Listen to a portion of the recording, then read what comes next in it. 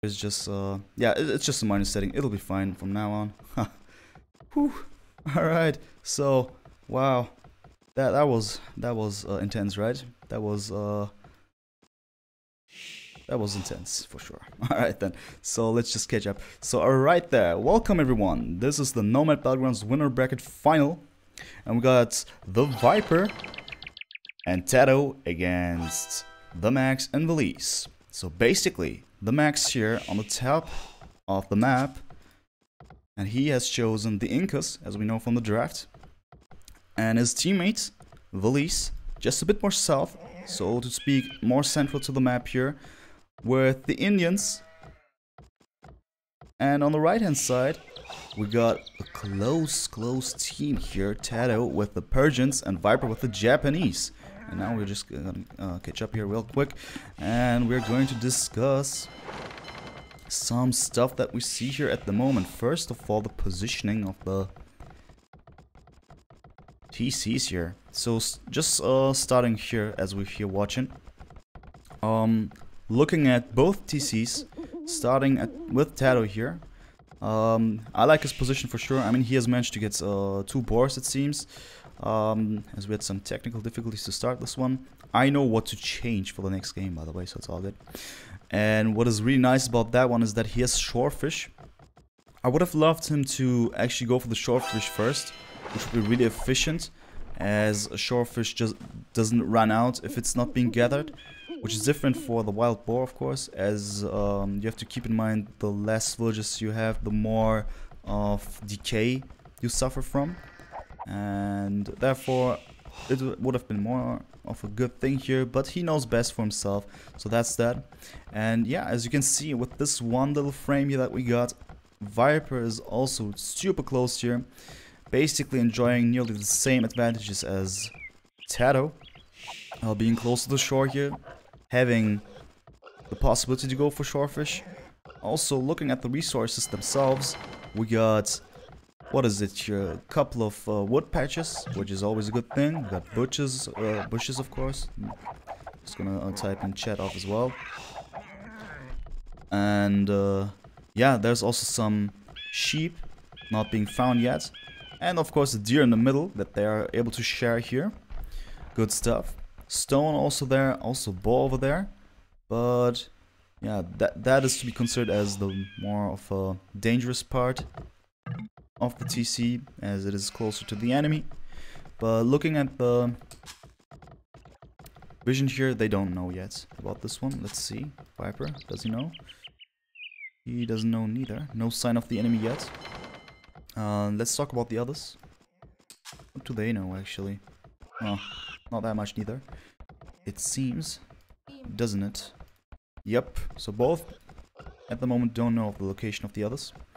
And starting with the release of the other team here with the Indians, having a decent map here for sure. Well chosen. It's of course not at the shore, but there's a lot of gold there, which I really like, especially as Indians. Always a good thing if you try to FC or something, needing a lot of gold units there. It's always an advantage, but as we see it here, it's not gonna be like this, because the Max instead goes for the gold, and we're gonna elaborate on this decision in a couple of seconds, just making sure that we see everything. So other than this gold here, there's also the stone. We got those bushes, but they won't be of any concern anytime soon, as all of the players go for dogs on a map like this, of course. And yeah, so that's that. But other than that, I don't see too much. I don't like this hill, to be honest, especially if someone would go for towers. This whole TC would be yeah, done for sure. At least without any counter efforts, it would be terrible. And looking at the Max's map, he has the stone, he has some woods, but I mean also he had some food over there. But other than that, it's looking quite gloomy here. I mean, all of them have managed to get their dogs up, of course, and going for fish now. Villese with 8 fish, Max with 5 fish, the Viper with 9 fish, and TaToH also 5 fish, just like the Max. So that is that currently. And now also the people catching up here. Fuel H nearly for all of them, Villese the last one who goes for that. Also some water action taking place. Yeah, I gotta say I'm kinda underwhelmed here by the basis of Villese and the Max, because this is only the gold for the Max, which is really far away. I mean, it is kinda safe now as it's close to TC of his teammate there, but that is not much. That is not much for sure. So while the water is being taken over or not being taken over, we'll see about that in a couple of seconds. I'm just gonna look at the map here a little bit more to see some perspectives for actually the Max and the Villese. So we got this gold on the right hand side, which is not the safest at all, as this is really close to the enemies. And all the other stuff is on the left hand side here of this map, mostly. As we see it, it's mostly on the left hand side. And since TaToH and TheViper are both kinda in the middle of this map, I see them having a lot of chances to get control over this one if they make use of their positioning there. In order for Villese and the Max actually getting control, they need to push downwards. Also possibility there. The advantages that they have at the moment is the Max is really far away from all of the people, so he could actually go for boom or something like that. But I'm not even sure if this is going to take place. He has wall-offed some parts of his map. Other than that, it's pretty much exposed over here. So he needs to make sure that Villese is actually doing a good job here defending himself. Which would be more of a safety for the Max, of course. While it is quite of an even share here for TaToH and Viper, especially their positioning here. They both got the same chances. And it's up to them what kind of decisions they will go for. Villese clicking up now. Good stuff, good stuff. With the Indians clicking up and reaching castle in 1846. For Nomad, that is absolutely fine. That is absolutely fine. And with some stables there, I'm not even sure what he's gonna go for. I mean, there are some tendencies, but since he is getting... Ah, he is getting gold now, okay. So it could be that he goes for camels, but I'm not sure if he will. Let's see about that. First of all, here on the water, it seems as the Max is gaining control over here, as he's able to defend, kinda defends fishing ships of Villese here. At the same time, we gotta admit though, okay, those are fake news. Those are fake news. While actually the Max is able to get up a decent army here, they have lost all the fish now. For sure. Viper with 8 fish, TaToH with 5 fish, but the Max and Villese 0. That is not good at all. Because that means that Viper and TaToH are having a lot of food bounty here. Good for them, of course, which makes it more of an easier thing not to go for farms, especially here with this position here. It is quite hard to go for farms, right? Especially those close houses here for the Viper makes it kind of impossible to put up some good farming places here. So that is that. Let's see about it though. So a lot of water stuff taking place. And the others are also clicking up now. Villese getting Ballsaw. Good stuff. And Castle Age going for Ballsaw. Always a good thing for your economy. And I hear the first camel being produced, and there we go. Nice stuff, nice stuff. Outposts also being placed here. I've seen one more over here, right? There we go. Siege Workshop now as well. So Villese actually going aggressively here. Placing a Siege Workshop just in front of the space of the two of them here. Which could be, yeah, a good choice with the Mangonel here. Positioning it in a way that this TC would be under pressure, and alongside with cavalry, it could be a nice thing to defend this one quite easily. I mean, I'm talking about the Mangonel being defended now from attacks. Because I'm kind of wondering now about the military of the others. So TaToH has having some spearmen here. Let's see about this one. Not 100% sure. So monastery as well. Good choice against camels. It's fine, it's fine. And yeah, looking at the Max map still, not super convinced of this positioning here, as he is forced to go out with even more villages there. And he is making the right move by swarming out here and to explore the map a little bit more. Villager-wise, only Villese behind there with 28 pop. The others are above 30. They got 30 or above. And yeah, let's see what's gonna happen. More here. Let's fast forward a little bit. Now we'll see. Alright, so we can see it here. Monasteries from both of them here, from both TaToH and Viper. Good choice, of course, against cavalry here, especially camels, knights. They have some weaknesses to that. So I like this one. I mean, while camels are not as easy to convert as knights, it's still a good thing here because the base is walled. And if the camels would try to approach, the monks would be there in order to convert. So that is that. Also the Mangala are approaching here. Let's see if Villese is actually able to land some good hits here. Oh well.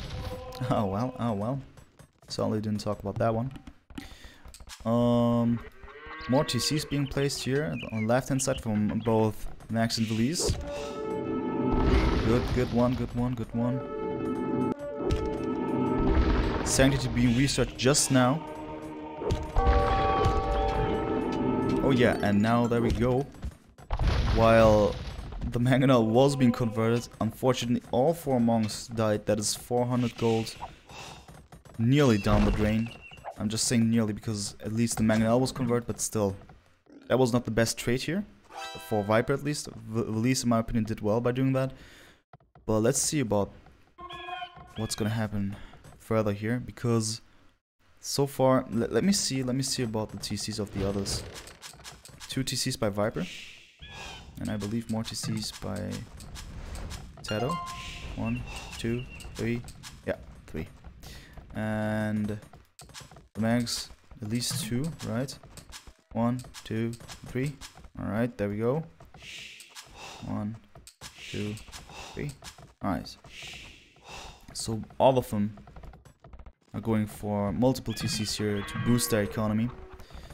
So no one's going for just 1 TC super push or something like that. So both teams actually decide to actually make use of the economy and to land some more late game based actions here. Talking about the civs that they're using, that is also one thing to keep in mind. What are their perspectives here, right? So with the Persians, going on monks is fine, but I'm not sure if the smush type of approach will be enough. Especially if both go for smush. I mean, it looks like that. We got 2 monasteries here by the Viper with the Japanese, and 1 monastery it seems for TaToH. Let me see about this one. Yeah, that is that. But that is actually a good way of TaToH to go for more monks, because as the enemy is going for camels, or was going for camels, I can understand that going for knights isn't the best thing, even though Persian knights are fully fine, completely fine there. And yeah, it's gonna be a smush for sure, while the pressure is on the south side of the Viper's base, but not too much, because there are enough monks, and also the TCs. The TCs can only be in danger because of the mangonels, but as you got Sanctity and a couple of other techs there for the bongs, even the mangonel won't be safe from that anymore. So that is that.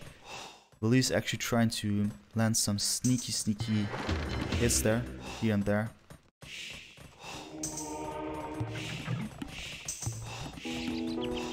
I'm not sure if this is going to be effective enough, because now I see that Villese is not actually able to cause a lot more damage there with his camels. I feel that he's kind of stagnating there. While he is getting 1 or 2 hits over there, killing a couple of villagers, it's not so meaningful as the moves by TaToH at the moment, who is actually able to pressure significantly more here. And yeah, we can see it.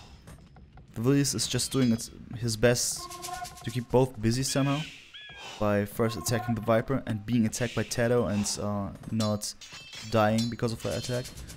So the Max actually having a lot of time to go for the boom. Now the question is, what will he actually go for, right? So Incas, they got a lot of choices there. I mean, they could go just for barracks and then basically build Eagle Warriors, right? Which would be good against Mangonels, of course. And they're fast enough to snipe off some monks. So that is one way to do it. At the same time, if the enemy would come with more of infantry, which is not the case, of course, just a couple of spearmen here, slingers would be a fine thing. But in this case, I guess going for eagles kinda is okay. We'll see about that. Foraging also being teched now. Villese going for light cavalry at the same time, which means that he is actually considering to do some more raiding.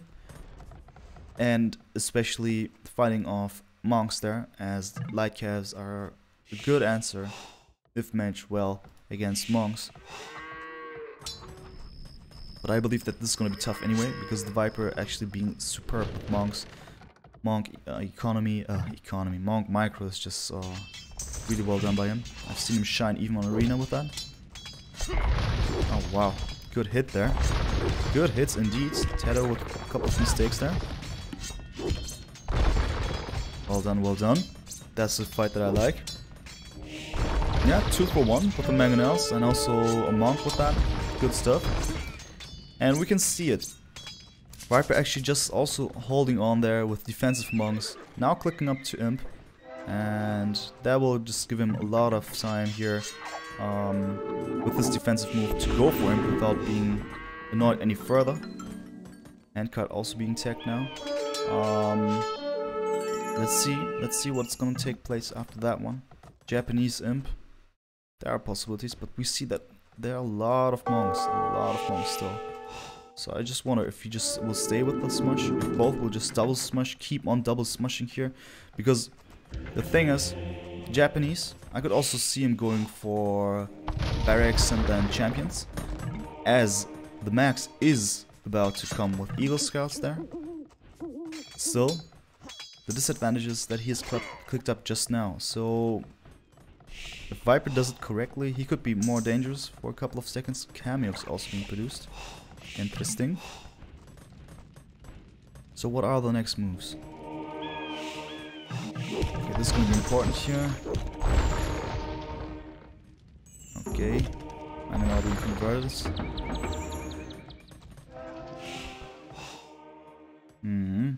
Alright, so Viper actually thinking in a couple of more dimensions there. He is also moving out to the left hand side to secure some more areas here, as there are a lot of perspectives here concerning, oh my god, there's a lot of hope for him to boost his economy even more. A lot of stone is being gathered. That is just asking for this one here, and for even more castles pretty soon. Good move by the Viper, securing a lot of areas there at the same time. And that will be a mistake of the Max and Villese if they don't manage to spread out any further. Because the problem here at the moment is they're actually doing well at placing outposts, so they have the vision, and with vision you have the possibility to anticipate or even spot and then anticipate every further move. So if the enemy would come, you could just run away with his villages and stuff like that. But good comparison with the castle, I would go for the castle, of course, because the castle is not only for vision but also for actually physical reasons here, to defend this gold, for instance, and also this whole area here secured, especially being on a hill. So I like what Viper is doing a bit more here, and the only chance that the Villese and the Max have at the moment, considering map control, is placing their own castles. So I like this castle here actually, but they should make sure that they are continuing to spread out ASAP. That is for sure, because Viper and Max now in Imp, TaToH as well, Villese will be there as well very soon. Now we got some castle fights also taking place, and also next to the castle fights, of course, the trap fights. And TaToH actually there with the trap. I see the Max as well now, and he's going for the castle himself instead of going for the trebuchet here. Even more castles being placed here behind this one, making sure that this area is actually not easily approachable by the enemies. Got a lot of cameos there.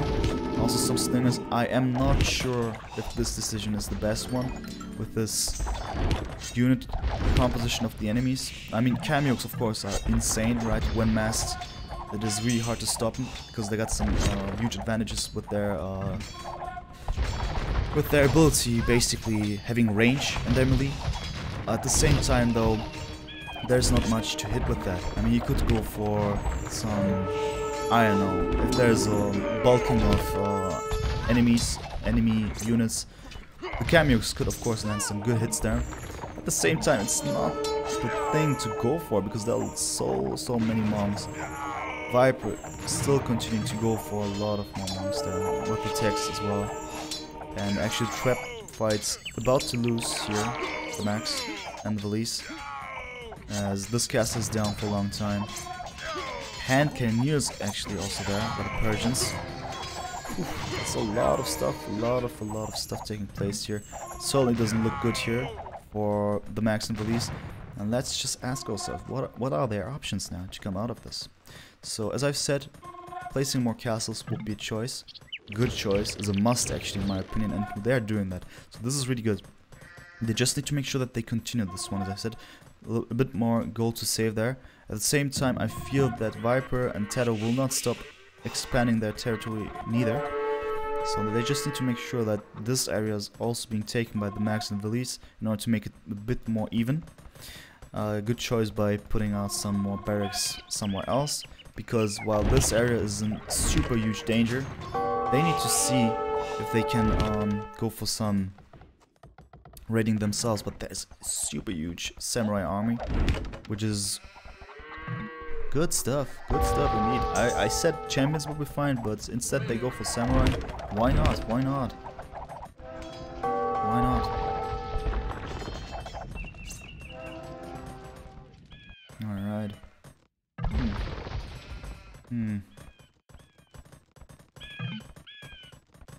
Let's see what's gonna take place here in a couple of seconds. Let me fast forward a tiny bit more, because we're a tiny bit behind all the time because of performance issues. Oh, the game sound is too loud, of course. Oh yeah, I've actually reinstalled Ruby, which is why I had technical issues in the first place now. Of course, I'll go for that.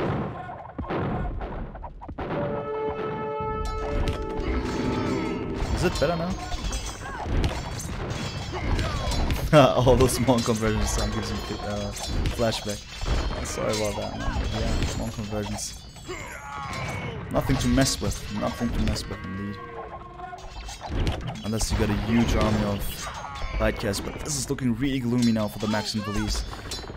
They are losing more and more territory in their own place, right? While they are expanding, that is a good thing. And I hope this is gonna... Yeah, town center is fine for the beginning. I just suspect them of having not enough stone anymore. Let's see about their resources.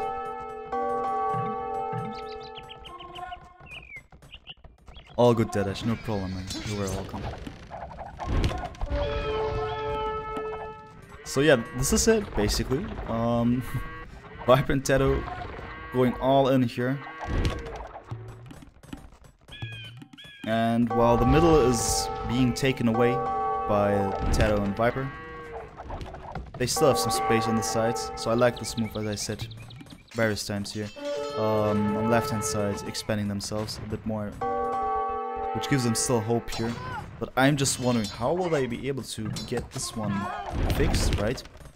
So I first liked those barracks, but unfortunately we don't see too much happening here. Instead of barracks now, he's going for more archery ranges.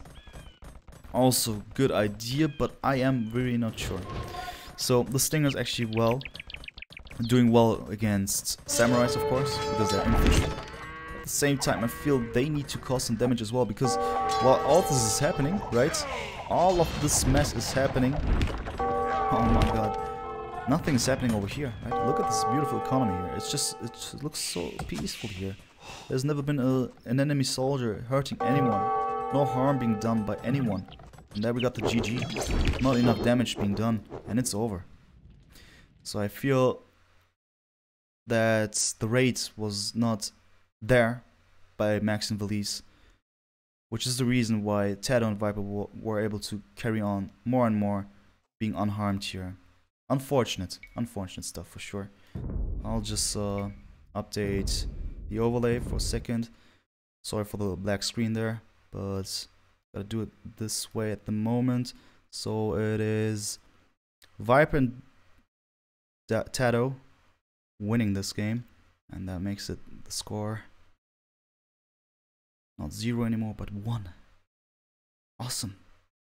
Awesome stuff. And I'm just gonna fix one little thing here really fast, and that is this window thing. Start in window mode is not possible. Why is that, man? Oh, unfortunate.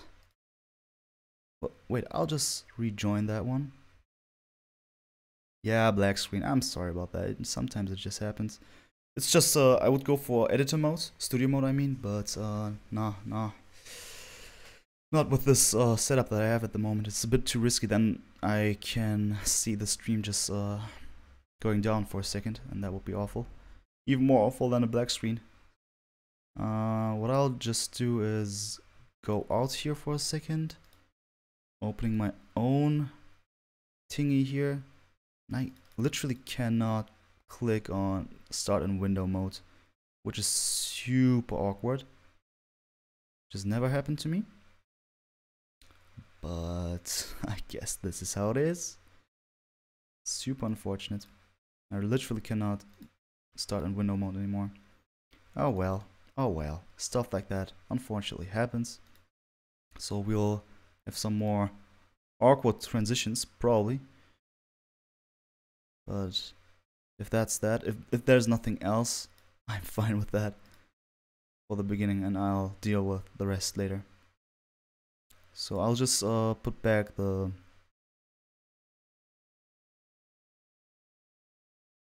window there, which should actually pop up somehow. You're only getting hacked by art. Yeah. Yeah, man. Cool stuff. Ah, there we go. At least. At least. Alright. So at least we see something here. The game hasn't started yet, so we haven't missed anything this time. And I also put on Streamlive on. I can't confirm or deny this. Oh my, oh my. RIP. I really don't know what happened here with this window mode, but now I'm forced to start this in full screen, and when going full screen, this game downsizes itself to 640 times, I don't even know, and yeah, so it makes it really awkward to transition here, but we'll survive that, and that is fine. So by the way, people, if there's anyone interested, on Sunday we got the weekend SmackDown, a casual tournament there. If you feel interested in joining one and being able to win Villese Premium Silver or Gold, go for it. There are a lot of information on AoE Zone as well. It's the weekend SmackDown. If your elo is above 1600 and less than 1900, you'll be able to join, and it'll be fun for sure. I'm gonna cast this one with Willis on Sunday. It's just a one-day tournament there that will be reoccurring a couple of times, hopefully every week. Alright, the game is started now, and now prepares for some awkward transition here, people. First of all, I'm not gonna do anything. I'll just wait for the game to start, right? Because that was a complete mess in the beginning. Why does this happen? Oh my god. The game started? Question mark? Alright. No problemo, no problemo. Join game. It has started. Game is starting. Alright. I'm not touching anything, right? I'll just stay tuned now and watch what the computer will do by itself. You know, I'm streaming every day nearly, and this never happens, but when it's important stuff taking place, of course this happens. Okay, now it's working. All good. I'm just being calm now. I'm not gonna touch anything. Just gonna watch the black screen here, solving it by itself. There we go. Do you hear the sound? Do you hear the sound, people? Do you know what that means? That actually means that we're about to watch a game here. Now it's gonna get a bit awkward again, I believe. Yeah, black screen. And now we're just staying tuned, right? All right. You should see this one now. You should see. Yeah, you're seeing this one. You're seeing this one. Okay. I guess. Oh, come on, man. All right, there we go. Perfect, right? I know, it's perfect. All right, why did that happen? Just give me 1 or 2 more. Yeah, all right, there we go. So, without further ado, and some nice issues that we got. Welcome everyone. This is the Nomad Battlegrounds winner bracket finals, and this is a match between TheViper+TaToH against Villese and TheMax. And now, let's start with the positions here. So we got TaToH on the left hand side of the map here with the Incas and his teammate TheViper also really close to him here. Just gonna elaborate on that one in a couple of seconds. Really close to him, also on the left hand side there is TheViper with the Indians, and really close to that is TheMax, also on the left hand side. I'm just asking myself, is this fine? This should be fine, right? This is no TC war because the distance is not that short that they can hit each other, but this is gonna be super close, right? Is this even okay? I don't even know. Oh yeah, it's not okay, so it's actually over. It's a GG. No TC war yet. We gotta restart. TaToH's calling it. Alright, I guess.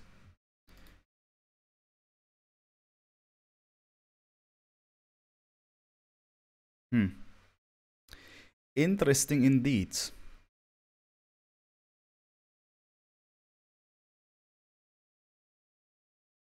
Yeah, so that was actually a restart. But I am not sure. I guess this was just a restart by TaToH. Cannot confirm though. The only reason why I'm saying this is he wrote that one. And at the same time, I didn't see any admin saying anything. Therefore, that's it. Yeah, each team gets a restart, maybe even 2 since it's best of 10. That could totally be. I just wanted to make sure that it was not an admin re or something like this, because that TC positioning was actually really close. But yeah, I guess that was fine. And TaToH just called a re. I mean, it certainly wasn't nice. It would have been really dangerous because yeah, those 2 TCs there are way too close. I didn't have time to spot the 4th player there, but maybe TaToH and Viper having, maybe they had huge disadvantage there, which is the reason why they call it. Yeah, arrows have to be flying between TCs to be a TC war restart. Okay, I see. Yeah, that was actually my guess as well. So this was actually normal re then, unless someone did something else. But I've been able to see 3 players at least, and I don't think that the 4th one did something too spooky to trigger an admin re. So I guess it was just TaToH. It was just TaToH.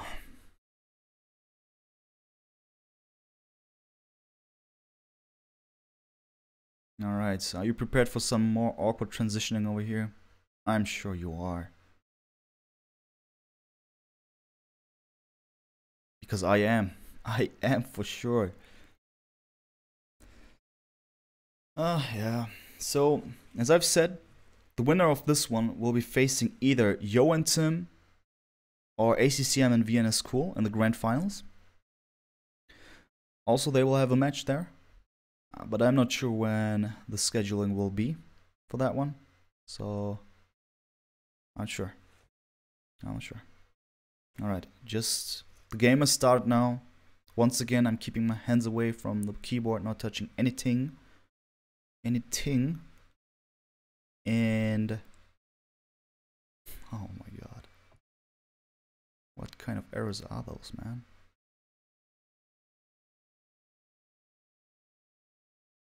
Did Ambia and Nikov win? Nikov lost via automatic win now. against the schedule. Right, didn't know. Alright, guys. It's kind of starting. It's not, man. What the? Why am I having those kind of issues? I don't even know. Let me see.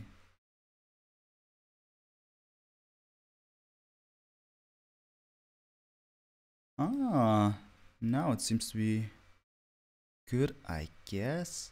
Because now I've been able to go for window mode. So please, please, don't let me down anymore.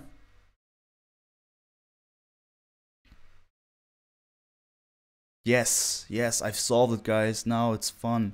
Yes, look at this perfect transition. I just love it. Wow. Perfect. Demi's excited, man. Demi's excited. Alright, so there we go, guys. Welcome to the Nomad Battlegrounds winner bracket final. A match between TheViper+TaToH and Villese and TheMax. And talking about the people here, the positions of the TCs. We start with TaToH here. Player number 2, as the color would reveal us to guess. He's on the top of the map here. And he has the Incas. And really close to him here we got Villese, his opponents, who has the Persians. And looking at TaToH's teammate over there, there's the Viper with the Indians on the bottom of the map. And also really close, but not as close as TaToH was to Villese. There is TheMax with the Japanese. Alright. So I'm super hyped now because now I've been able to solve this issue. Now it's back to normal. All good. That was just wonderful transition here, and I feel that's a good way to start this one now. So guys, that is it. That is it. We got this nice second game, which is basically just mirroring what just happened in game 1. So now Viper with the Indians and TaToH with the Incas and Villese with the Persians and Japanese for the Max. Now the question is, what will they do this time? Will they do something differently? Well, I guess so, that some stuff will just be completely different. Because first of all, we got 2 really close fights here that will be taking place quite surely. Only chance would be that Viper and TheMax would just leave each other alone. But I'm not even sure if this is gonna be like that, because this hill is just asking for some action for both of them. While this looks more dangerous for Viper, because this close is really close to his. This hill is really close to his TC there. It could also be that he places a tower over here and just denies this gold. So there are various scenarios that could take place here. At the same time, this one I feel really uncomfortable seeing this one, guys. There's not even a hill or something. This is pretty even.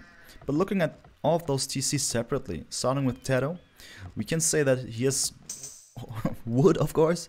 Behind that wood he has some deer. Let's see if he knows about that one. He does, so he could go for that one and place a mill over there. Makes sense completely. Furthermore, there's also a bit more stuff there, and he doesn't know about that though. And looking at the Villese, he doesn't have too much neither. At least he doesn't know of that. He knows about those deer here. So in comparison to TaToH, who has gold close to him, not really safe there because it's kind of exposed. With some clever walling though, he could secure this area. Actually, he doesn't even need to secure this one, as Villese is doing it for himself. Villese has stone and gold also really close to him, and also it's positioned in the back of his TC from the perspective that TaToH is in front of him like this. So actually I like what he does here by just walling off all of this area, but at the same time he's just giving TaToH the boar and the deer. I also write down some chat off. Don't want to see that kind of stuff, man. At the same time, looking at Viper, who has decent TC actually with the stone and a lot of boars, but no gold unfortunately, just here. Let's see if he'll be able to take control over that one. He could, of course. Actually, placing a tower over here would be nice as well, denying the stock of the max and getting rid of any fishing ships there. Also, the max having actually a decent map considering the resources over here, but all of this here makes it so awkward. This gold looks so fine if we just look at this picture over here like that, you know. Ta-da, there we go. This is the map of the max. Well, good stuff. Maybe this gold is a bit in danger, one would argue for, but at the same time, if you just do this, oh my, everything is so different now. The Viper is on the other side of that hill. I wouldn't be able to, you know, feel happy about this one, let alone being relaxed about this one. So certainly a lot of potential for some interesting scenarios. At the same time, I like what TaToH does, which looks really interesting, denying that gold for Villese, and if he's actually able to... Oh my god, oh my god, oh my god, really? Oh my god, look at this, guys. I'm so sorry about this laughing for that one, but this was actually so well done. Oh my god. Oh, TaToH, man. Oh my god, this is so mean of him. Oh. Whew. Oh my god, guys. Great stuff, great stuff. This is what I like, man. This is what I like. Those kind of actions. Oh my god. Oh my god, also some denying here. Some resource naming. Salon. So I'm just curious if TaToH is going to do something against this one as well. He will be able to spot this one, won't he? Oh, come on, man. Oh my god. Oh my god. Are you for real, man? Are you for real? Okay, this actually... Okay, that was good with two villages there, so TaToH will be actually going away now. Oh my... Oh no, no, no, no, no, no, no, no, no, no.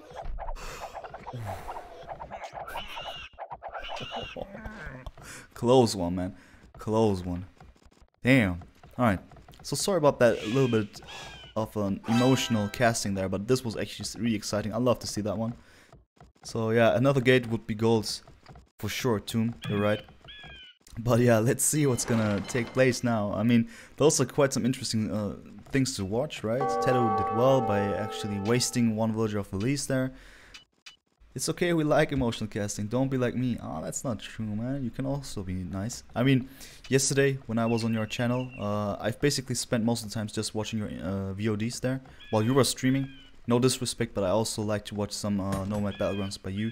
So I spent the time with that, and it was actually fine. I wouldn't go that far that you're without any emotions there, man. So that is that. Now, back to the game, actually. Back to the game. Let's do some fast forward here to catch up, actually, because we're a little bit far behind here. And yeah, Fuel H, all of them, they've managed to reach it. The max was last, I believe. And villager-wise, everything quite equal, but the Viper behind, 23 villagers now. I wonder why. Fishing ships, the max just having 0, and that is of course something really significant there. Losing the control over his dock there. You can see it. Fire galleys. Not even need for a tower there. It was just basically over when Viper went for water. Viper on water is always a bad thing. Also some towers. So the max is in huge troubles here. The max is actually known for the one who actually goes for the boom and who has super epic comebacks, as we've seen in the match against CL and Tim there last week, I believe. But at the same time, let me try to see some possibilities for him. So he's actually going away, right? And he's placing houses, lumber camp and stuff like that. Looking at his resources, he will be able to build another TC if he just forgets about this one. The unfortunate thing is, of course, Viper made use out of this hill, right? Even though Max had this opportunity, he doesn't even know. He doesn't even know. Oh, that was poorly done then. I mean, he probably knew about Viper somehow being in this area, you know? Somewhere, somehow. But he didn't anticipate that he would come that close. And therefore his TC is completely denied. TheMax having lost that tower fight there. Being pushed away now. Question now is, will he build another TC or will he just stop it? And I don't even know what he can do. I mean, he could just go for slinging. But I'm not even sure. So cast stage is being there. TheMax. Villese is also there. TaToH will just arrive in a couple of seconds. Now, let's ask ourselves, what are the options now, right? Especially Viper and TheMax here. This matchup is just downright awful here. Viper applying so much pressure. Even though he was down in villager numbers, he is back there. And now TheMax actually just with 23 villagers, not being able to do that much. As he clicked up and he couldn't produce any villagers. At the same time, having lost so much. And also basically control over his TC there. He's struggling to get his economy up somehow. So, now asking myself, the Viper with the Indians. That is always a bad thing if you allow the Indian guy to just go for a boom. By just letting him alone, you know. If he just, you know, has the opportunity to go for anything he wants to. He stays in field age really a lot for a long time there. So I'm not even sure what his approach will be. If he will ever go for the boom. I don't see any market or something like this, right? Yeah. So probably no slinging taking place. Let's just watch what's gonna happen. At the same time here, also a lot of stuff taking place. Teach workshops. We see the Nitos, the Persian Nitos. Great stuff indeed. And while they are able to enter eventually TaToH's base, I'm not even sure this will be enough. Let's see about that. But so far it looks good. Villese with his approach to enter TaToH's base. But so far nothing much happening here. Would have been a good choice of him to go somehow the other way, as those are his walls in the first place. Then he could somehow get around this TC the other way around and then apply some pressure from there, especially because there's a hill.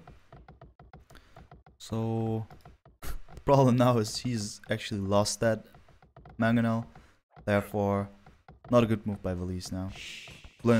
Basically blowing away his military lead there with his mangonel. Would have been nice to pressure, but that's that. So let's go back to Viper and TheMax.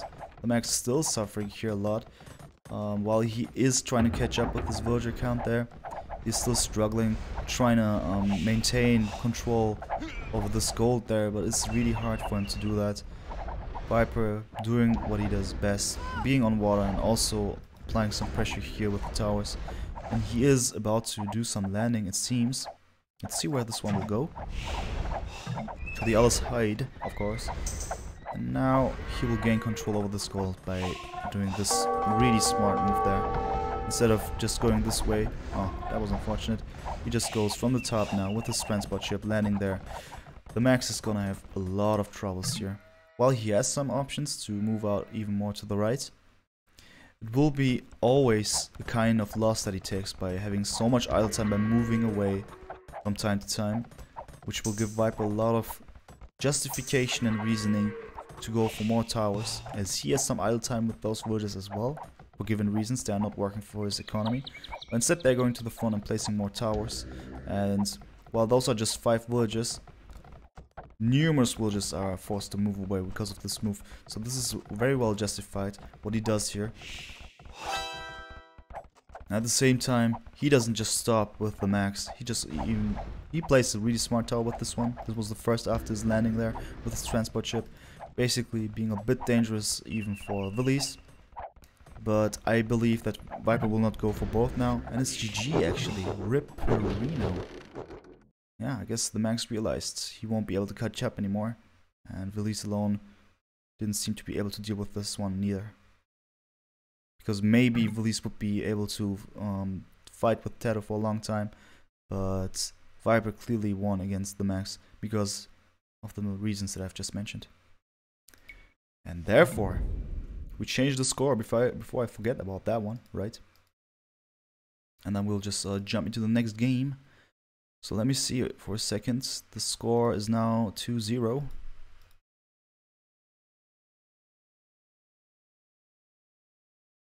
There we go. Right. And now you'll be able to come back here. I'll just quit the game. And we wait for the next match to start. Well, doesn't look good for the beginning now. Viper and TaToH getting some clear wins there. Even though the second one now was even more obvious. The first one was more of a balanced fight in the beginning at least, and then when they hit Imp, it was quite obvious that it's gonna be too tough for them to maintain. Speaking of the Max and Villese. So let's see about the third game. Game 3 will be teams choose between Chinese, Persians, Maya, Spanish, Malians, and Italians.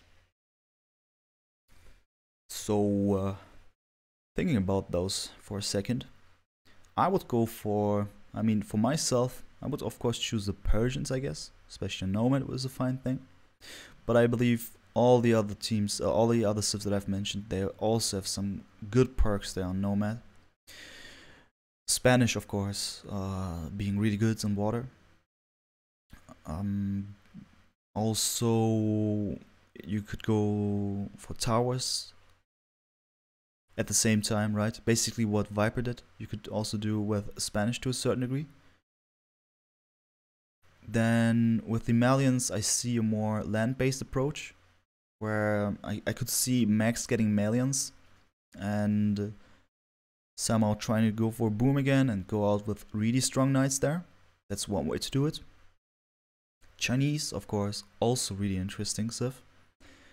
Being super versatile, but also really hard to play, because you gotta find out which way to go for, and at the same time the beginning is really hard with the and yeah, you need to be super aware of the combinations, the unit combos that you can go for. They can be either really strong if you adapt well, or they will have some clear weaknesses if you choose the wrong things to go for.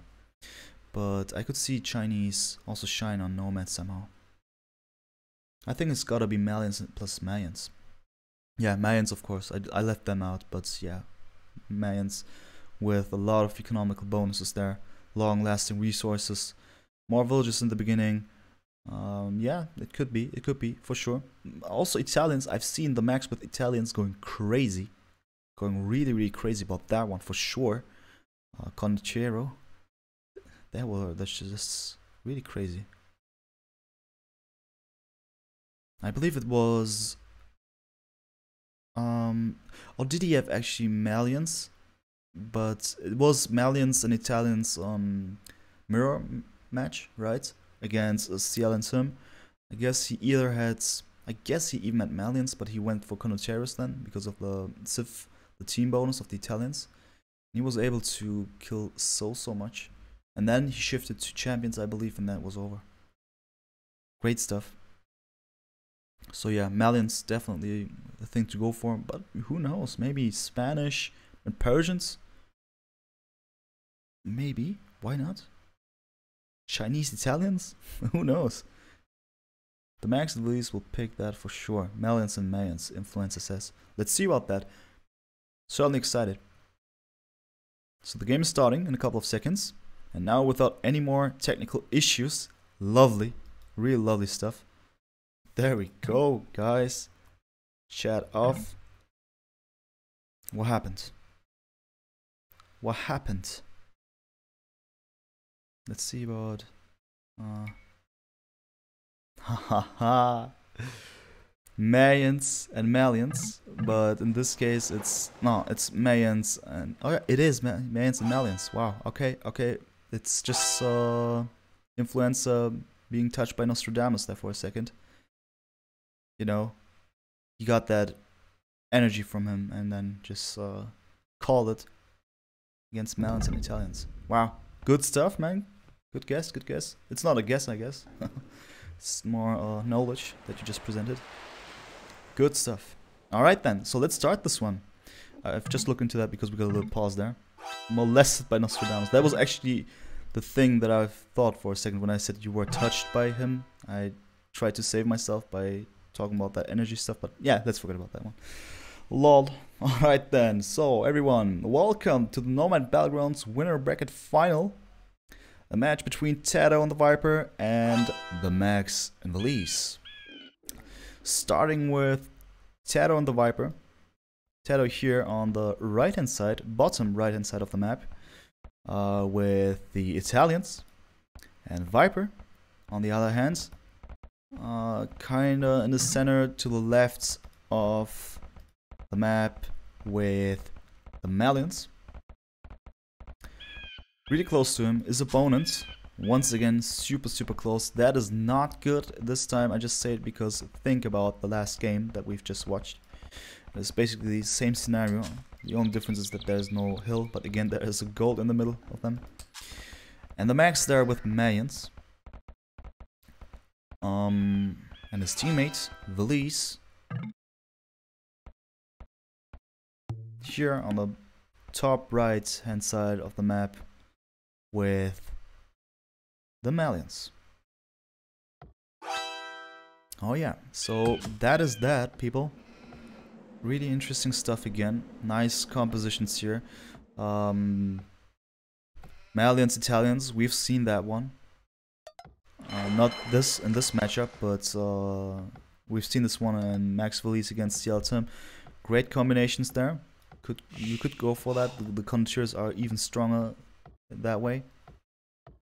If you would go for that, of course. Really situational, of course. I'm not saying that they will go for that one for sure, but that's one option. At the same time, I'm just thinking that Malians and Mayans is a good combo there.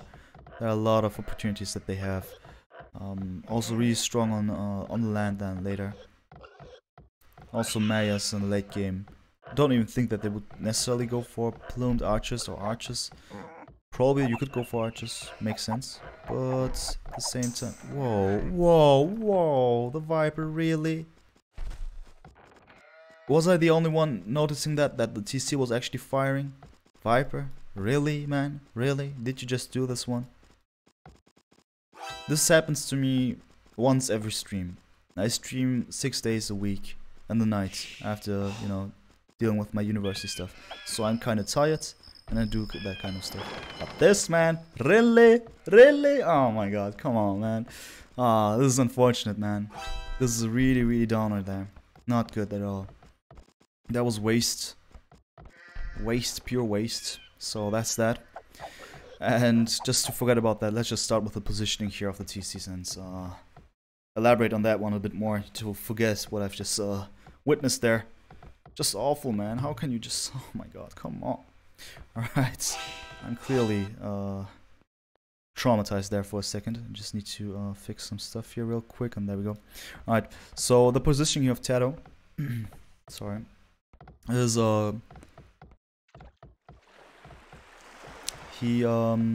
this position is nice, actually. I mean, it's really close to the shore here. He has some shorefish.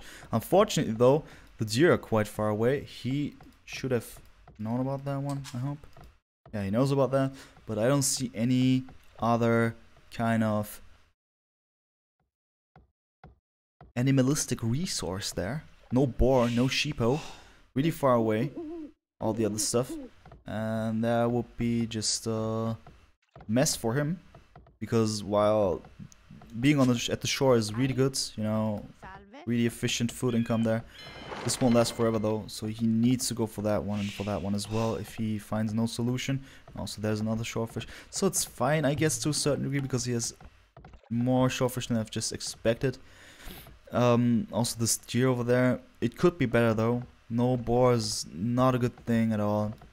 Let's see how he's able to deal with that though. So, going to his teammate there, the Viper, who has killed his boar with poison arrows. That influenza just said it. Which is true, man. True. Oh my god. Alright, so his positioning here, I mean, just excluding the existence of the max for a second there.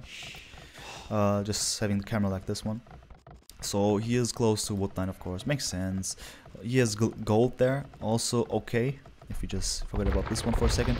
The stone are also behind his TC, kinda. If he secures that area, he will be fine with the stone. But there's also a lot more hope on the south of his TC. He still doesn't know about... Oh, he actually knows about that one. So it's fine. He has options. That's good. Right? The only bad thing is there's the TC of the max. So again, we have some really close stuff taking place. Oh my, oh my, oh my. So what's the deal here? What is the plan?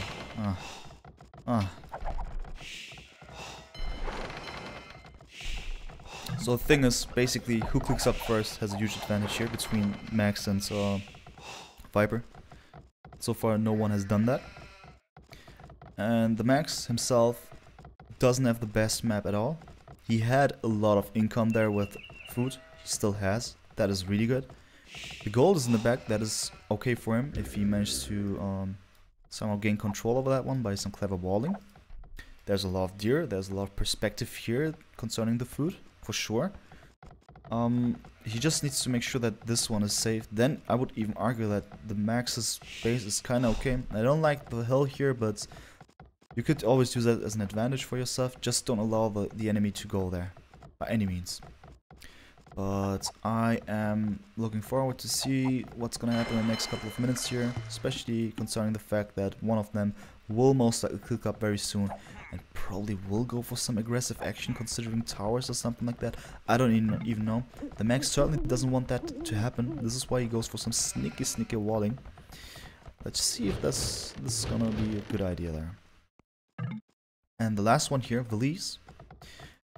He, just like TaToH, has just a chilled life there, far away from the others, which gives him a lot of chances to boom, which on the paper sounds like a good idea.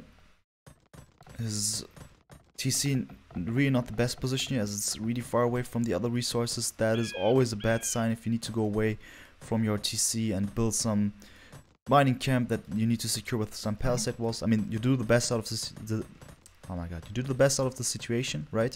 But at the same time, so insecure here. One raiding here would kill everything without you being able to defend this one, right? Therefore, certainly not much of an advantage here. And still, he has the whole right-hand side of the map, which is really like a food paradise, right? Look at all of this deer, juicy deer, juicy sheep here. A lot of food there. Good stuff. A lot of chances for him to go for some more food. At the same time, both teams are going for some heavy fish here, especially TaToH and Viper with 9 fish. That is good. Villager-wise though, Villese a little bit behind. And the Max though, staying in Dark Age, just like the others. But he was there longest. Has a decent number of villages, 26 to be precise. Which will be a lot of good boosting for his eco. At the same time though, now we got it. Viper is in the next stage. But now that Max actually secured this area at least, he feels that safe that he can actually go for a late approach here to reach Castle Age. Eventually, after Feudal Age. Still, I would consider this one as a little bit of risky. This stone is a sign for me that he wants to play it safe, and just in case he gets trushed. Outpost being placed, so nothing too spectacular. Viper actually enjoying the situation here that Max is walling himself fully up there. He knows, okay, Max won't attack me. He is a bit scared considering my last match up there with him. Therefore, I'll just enjoy the time that I have now and do what I want to do here. And let's see if this will turn out good for Viper or for the Max. At the same time now, looking at TaToH again. Going for a market at the same time. Interesting. Clicking up now, 1853. Decent time to click up. And we see coinage by Villese. Well. There we have it, people. Malians. Going for coinage. Well, I would guess with that market there, I can smell some slinging. Well, let's see about that one though. Let's see what's gonna happen here. Also getting wheelbarrow. I could see Max being slung here. And if that happens with the Mayans going for stone, we'll probably see some plumed archers. A decent castle would be nice. I don't even know where he wants to place that one. Maybe just here. Here would be a nice choice as well. Maybe breaking through somewhere. Maybe here and placing it in the back of his base. Maybe here. Super aggressive. Probably not gonna happen though because the outpost is there. So I think it's gonna be somewhere here in this area. Somewhere not too far away from the enemy, of course, because Viper's still in fuel age, and the Max is gonna be on castle age very soon. This will give him a lot of chances to put the castle somewhere kinda in the front of his base, as he is pretty sure that he won't be harmed with building that up. Which would be different if he was in castle age, right? I mean, speaking of the Viper now. That would be different then he could have enough chances to deny that castle somehow. But I think this is gonna stay like that. Viper just making sure that the left hand side is also fully blocked there. Yes. Yeah, so that is that. And while TaToH has clicked up the first, he is going for War Galley, which is always an indication that he wants to gain control over the water. And let's see how this one is turning out then. Just let me fast forward a tiny bit more to see what's happening here. Got a boomski happening here as well, as we saw it here. So yeah, I see TaToH actually dominating kinda with presence here. But that is only because this side belongs to him as well. I mean, in the first place. But with War Galley, he could go for some heavy action there. At the same time, Botkin arrow. Oh, look at this position. Didn't I just say it? It would be somewhere there. Either here or there. Yes, I did. Specifically, I said here, but that is fine as well. So, Botkin arrow also being researched. Fletching by the Viper. Plumed archers by the Max. And the first slinging taking place now. Well, there we go. Now, Max will have a huge boost there. Actually, good idea there. Max now, with the boost, being able to pump out more plumed archers than the Viper could find any kind of defense against this one. Question now is, what can Viper do against this actually? So we have to keep in mind, he has the Malians. He could go for... Let me think for a second. I mean, he could go for a stable and pump out some knights, which won't be happening as he's being super defensively here. Not even sure if I can see the slinging by the others, if I am not on their perspective. But I guess he's even slinging himself, right? If he does so, and it certainly looks like that, I see no military buildings or whatsoever. I just see some towers. So I think both teams are going for some slinging there. Which means that TaToH will be boosted heavily. The Max will be boosted heavily. But Viper still needs some help. Because, yeah, the towers are there in order to defend. At the same time, plumed archers are fast enough to avoid arrow fire and to run beneath the tower. So they don't get hit anymore. Therefore, it is actually up to TaToH to find a solution for that one. And he, as we know, has the Italians. He could go for some archers. But he could also go for some knights. It's fine with the Italians. Normally, I see Italians go for... I mean, they have Genoese crossbowmen, right? They're really situational though. If the enemy goes for knights or something like this, I see them shine. On Arena we see them go for smushes or something like this. They don't have the strongest smush, I believe. But that's one way to go with Italians. I'm just thinking about the fact that I'm not mixing it up with Portuguese there for a second. But yeah, I believe that the Viper is under huge troubles here. Going from the university now, that is interesting. Does he just want to upgrade his towers there for a second to make them into guard towers? That's the question. Oh, that is actually the case. Dema is not available. I didn't see that one. A whale. And yeah, the sling to the max is so dangerous. Indeed. I mean, look at what's happening here, right? The castle managed to get rid of this TC of the Viper. The Viper currently without a TC. Ladies and gentlemen. I am not kidding you. He has no TC. And yeah, murder holes, that is a good thing for sure. Because of this very situation here. Still really expensive. Making it quite hard for him to go for some slinging. And at the same time, I don't see too much of TaToH. I'm just dead honest here. 3 TCs, he goes for a heavy boom. At the same time, Viper went for a sling? Question mark? I don't even know. Really, really questionable choice here. Especially if we keep in mind that there's so little... Oh yeah, now we see murder hole taking place here. There's so little sense and Viper just being in the situation, right? He's so close to the max. Was it a good decision for him to stay defensive and especially just assuring TaToH therefore being able to go for the boom? Dude, what happens? Is the game over? Oh, it's GG. Oh, well. Oh yeah, it was over, so... Yeah, I mean, I've just told you why.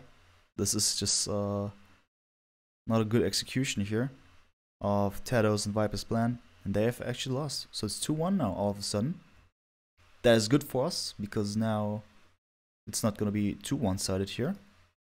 Glad to see that. And let's just update the score real quick. So it's 2-1. There we go. And... yeah, let's just go back here and wait for the next game to start. Well, kinda underwhelming game, right? The Max actually being able to pump out those plumed archers really heavily there by the help of Villese slinging. Well, that worked well.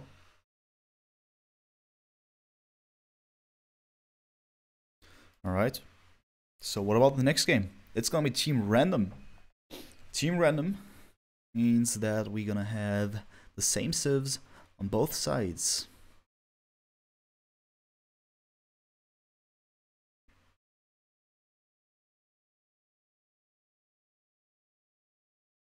Spectator launch will start very soon.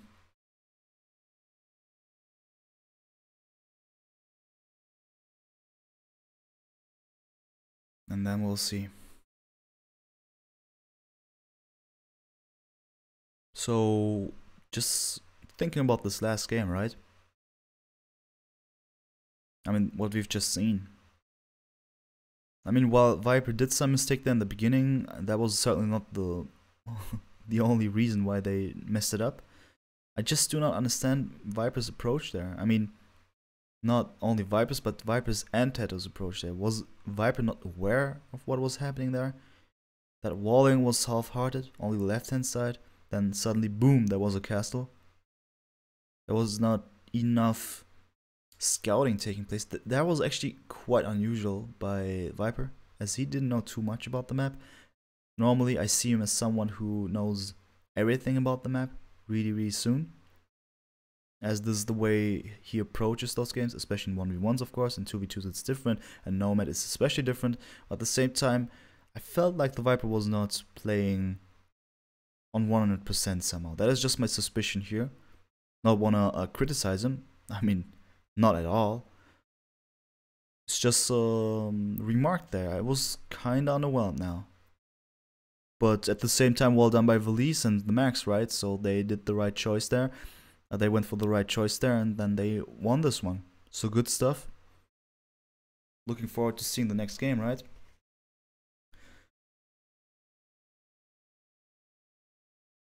They should have known what Max and Villese would do if they saw any of their previous games, right? Score? It's 2-1.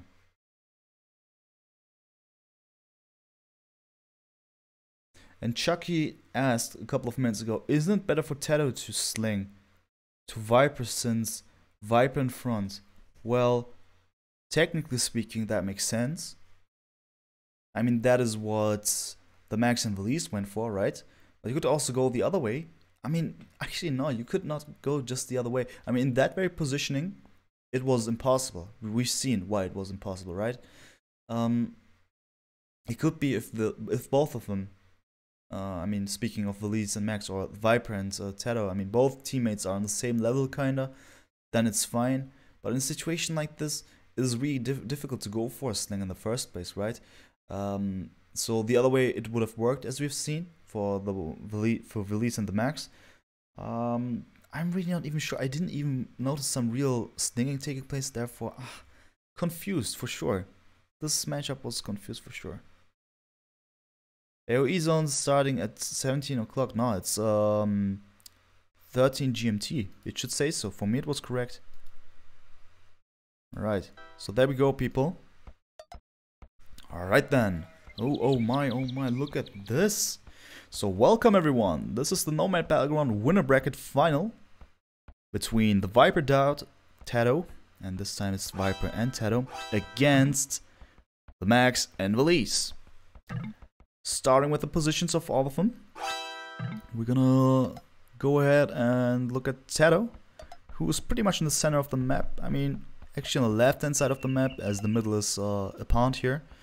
An open pond, interesting. There he is, and he has the Aztecs. And his teammate, the Viper, is... well, where is he? Where is the Viper? Oh, there we got him. It's a bit tricky here on the map. On the top of the map here, with the Mayans. And the opponents, the Max, also on the bottom of the map here, bottom center, with the Mayans, and his teammate Villese on the very right hand side here of the map here, with the Aztecs. So I'm just kind of confused, as you could hear it out. It was just a lot of X's being put down there. At the same time, so many ideas rushing through my mind here. Considering the matchup here, it's team random, which consists of Mayans and Aztecs, right?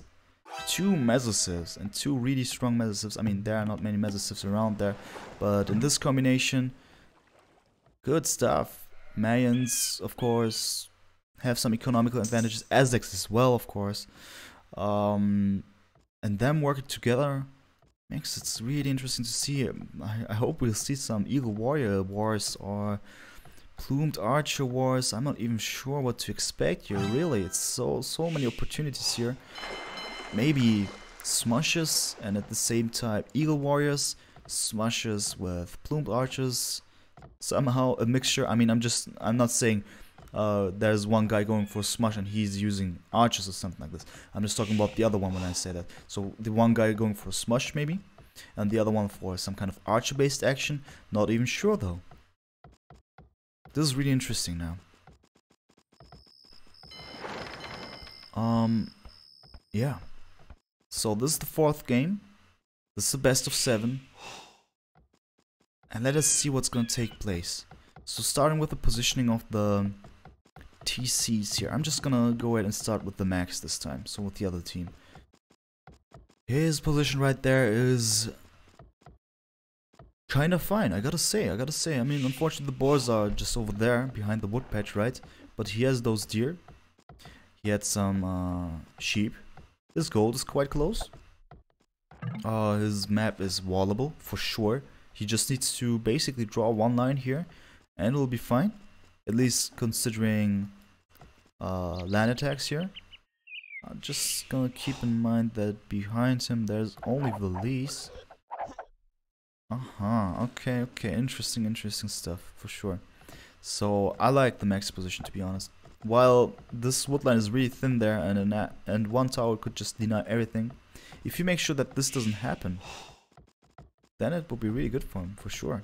Maybe not even draw this line over here, but there and there, in order to prevent tower rushes to take place. At the same time, this is really thin here, so he needs to be careful.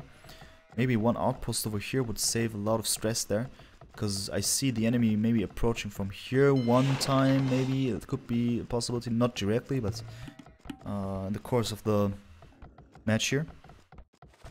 But all in all, as I've said it a couple of times now, I'm fine with the Max's map here.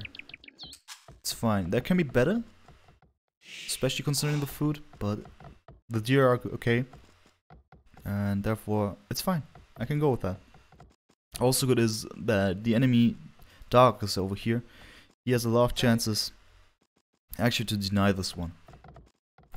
And looking at this teammate there, Villese, I love this one, yeah. I love this one for sure. I believe that was even some shorefish here at some time. So always a good thing if you have a TC really close to the shore here to go for some fish. At the same time, he has a lot of food there, still some sheepos left. Gold is really close to him, and especially this general location is super, really far away. Just needs to make sure that this one's closed. But as I've said it, there are some ways to, you know, just get rid of the enemy's attempts to go into your base with some land-based action. We will probably see some landing taking place, because those spots are so thin. I doubt that there will just be an attempt to break through the walls there. I can see some landings taking place. Some eagle warriors landing, maybe. Some plumed archers landing. It could all be. Those are all possibilities. And therefore, great stuff indeed to see some nice action from both players. And it seems that they've actually been able to split up those boars here. TaToH took one and TheMax actually took the other one. Interesting. So that is that. Both teams are going for fish, of course. TheViper behind in fish, just 3 fish there. But that is fine because he has a lot of food there for now. But I see him probably producing more fishing ships soon. There we go. So that is that. Looking at the other TCs though. TaToH. So basically a lot of wood there, obviously, a lot of food there, of course. Stone is there. Also in the back he has a lot of possibilities there. We have to keep in mind really, while TheMax actually put that wall in a way that I've just recommended it, right? Them eyes can see into the future. Futuristic guy here, for sure. Let me just put in chat off here for a second. I need to get used to that.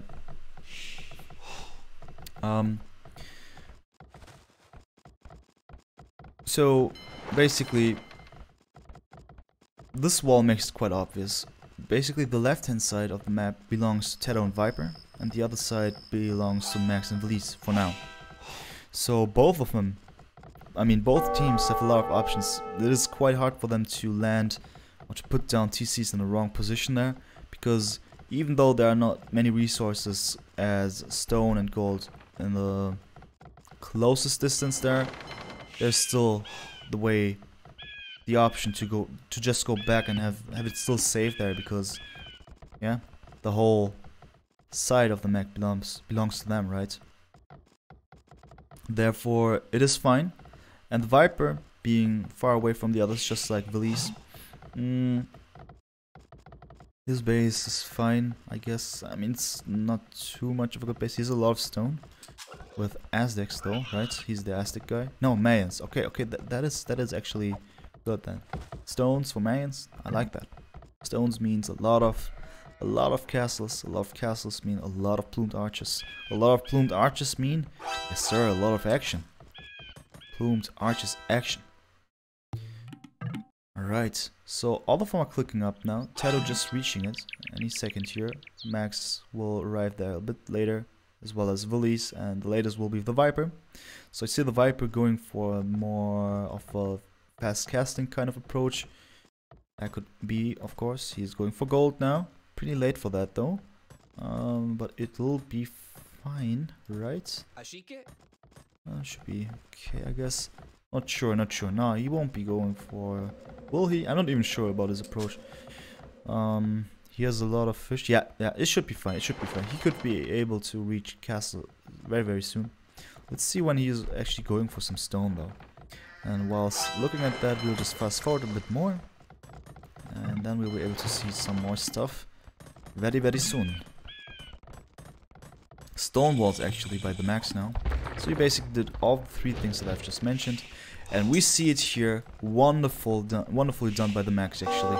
If you would have just put that wall up here first and just ignored these two walls that are there right now, TaToH would be able to place this tower here, and then his TC would be fully denied there.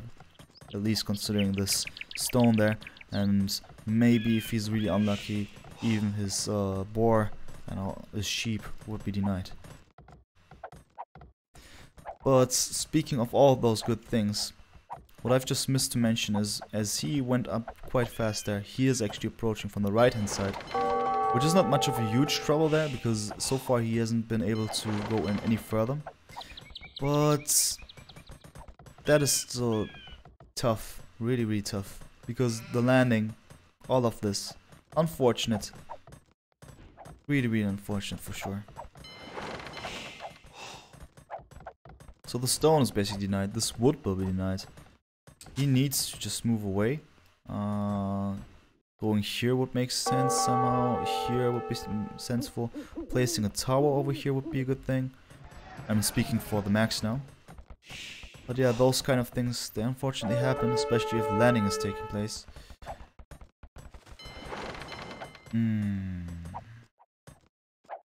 Well, even though he had his tower there, this stone is nearly fully denied now.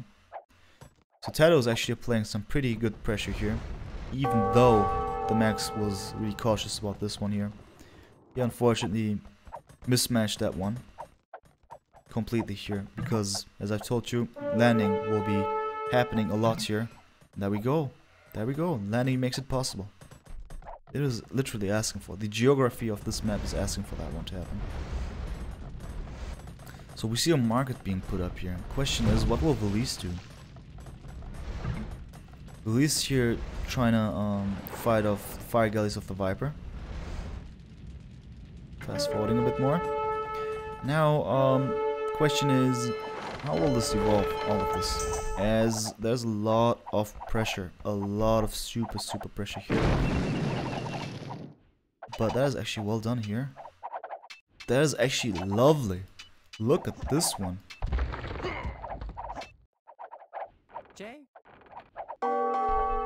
For a second, all of those villages were trapped. But instead of losing them, TheMax actually got rid of this house here and moved away. Now he blew this opportunity to actually stop this tower rush from happening. So it's actually not looking too good for TheMax now, as he is being pressured a lot. He finally went for this wood line here. Still it'll be quite difficult if he doesn't put another tower over here. TaToH is actually able to see that one. So once he has the time and the resources for that, he could actually put another tower over there. And we see it, look at this. He actually wants to dig a hole there.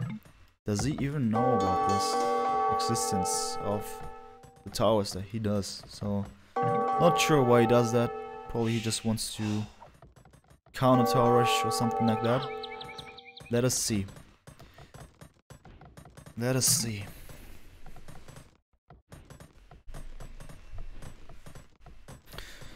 So, what do we have here? What do we have here? More TCs by the Viper. And I'm just gonna go to his point of view now, just to see what is actually happening here. Some singing is taking place or something like that. So both players who are far away, they went for marketplaces. We see another TC by TheMax, good decision there. But also a lot of idle time for 4 villagers.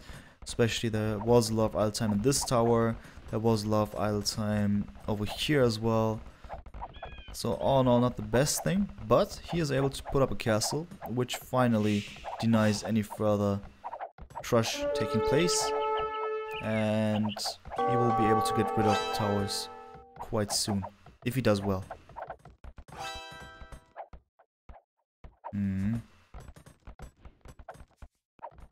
Question now is what is going to happen afterwards, right? So the Max in Castle Age, as well as the Viper. Max certainly going for plumed archers, as he gets fletching now. I mean, first of all, he got botkin arrow, fletching and then botkin arrow, because he wants to get rid of those towers, right? But yeah, he also goes for archers, of course, makes sense. Question now, Viper. 3 TCs now. Villese going for some sting, that is confirmed. Question now about Viper's approach here. So we see 1 TC slinging by Villese, which will again boost the max a lot, but it will not be the same as last game, because this time TaToH was actually able to inflict a lot of damage there, significantly enough to deny any early action by the max, considering the Castle Age. By now he should have had half a dozen of plumed archers now on the base of his enemy, but now he's just barely there. He's not even in the base.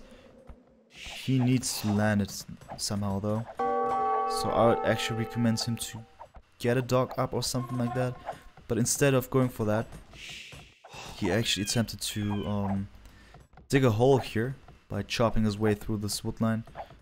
But he just stopped going for that one and placed his tower there instead.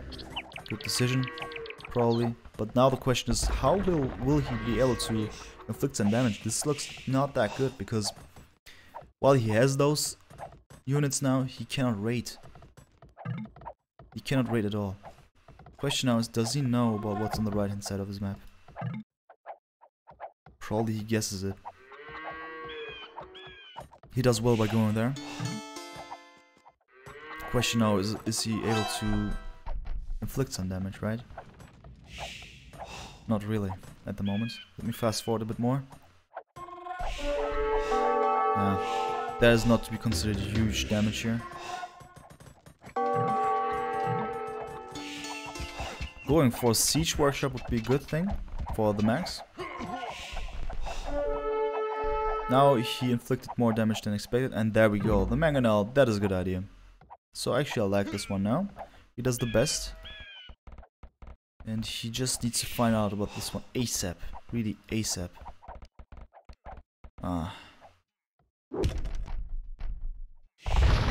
Well. So all of this is taking place on the right hand side. And that is a disadvantage for the Max and Villese, because they're just about to clean up the mess that is happening on their side, right? While the problem is this one, you have to be really specific. The Viper and TaToH in their own half of the map are completely unharmed for now, because Villese is not attempting to approach the Viper anytime soon. His idea is just to boost the max with a lot of resources there by slinging, right? So I see Viper and TaToH again with a huge advantage here, because now Viper will be able to mess up a lot of plumed archers himself, and once they're inside, it'll be really gloomy then for the max and Villese. Question now is, what will Viper actually do? Will he go for the max directly? Because if the max is beaten, there will be no chance anymore for Villese.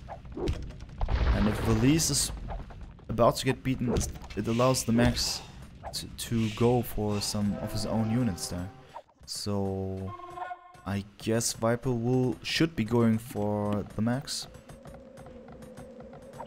Let us see.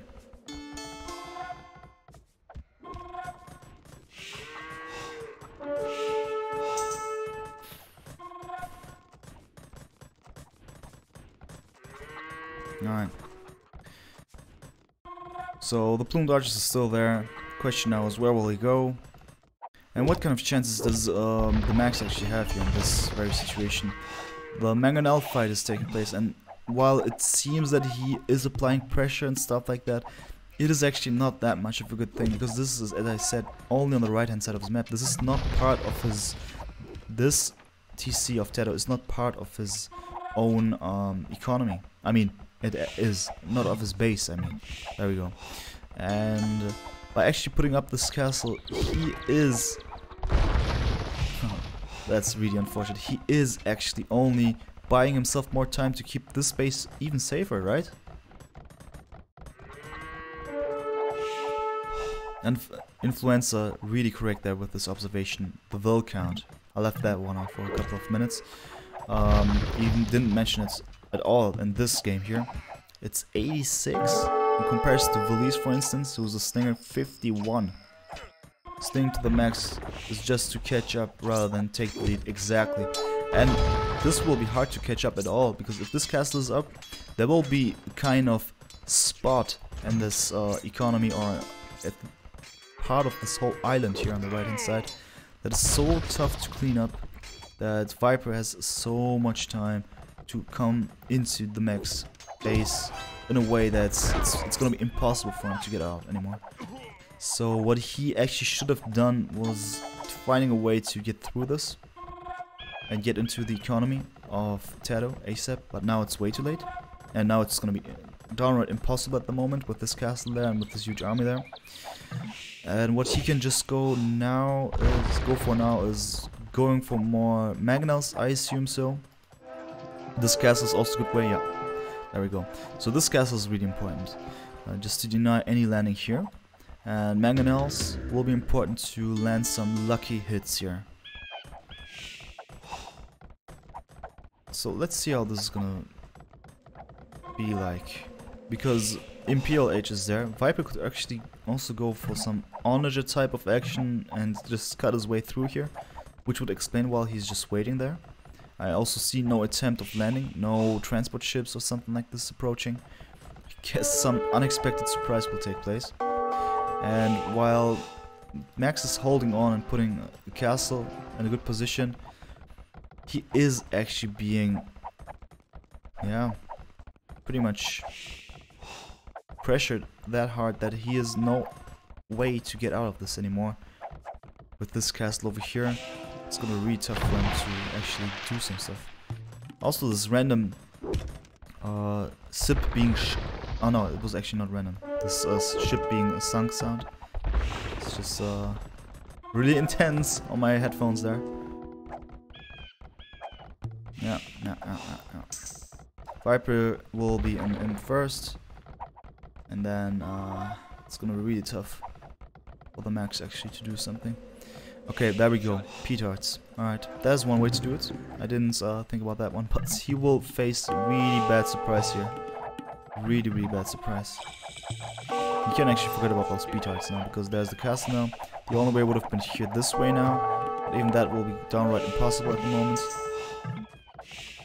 And yeah, I don't see too much hope. Villese now going to Castle Age.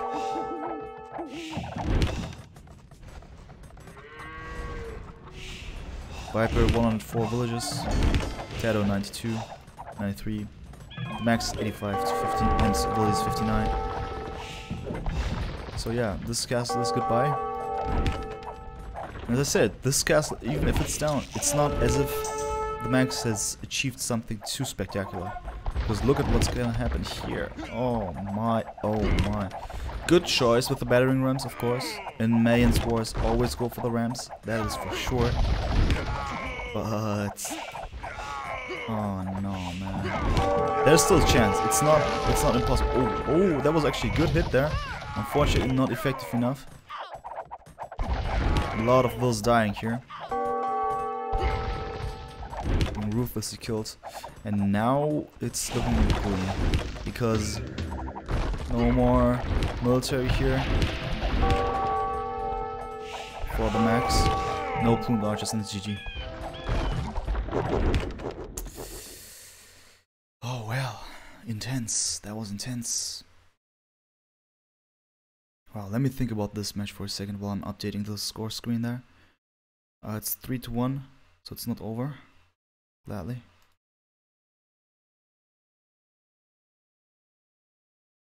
And yeah, what can we say about this one? I guess, I mean, nobody always asks what you think is one of the keys of this very match here. And then I would even say that TaToH actually did so well by going to the right hand side of his of Max's map there, by causing a little problem there that had to be fixed all the time. He gained so much attention by the Max. Instead, he should have actually worked his way through here. At the same time, that would have given TaToH a chance to strike from the right hand side if he was left alone all the time. Therefore, the Max being pressured really cleverly there, and Villese being the one who only was about to sling here, yeah, wasn't enough. And Influencer actually mentioned it correctly. Villese wasn't able to give that many resources for the Max in order to give him a boost that will give him the lead. No, he was just barely catching up with the others there. Oh yeah, I need to change the screen here real quick.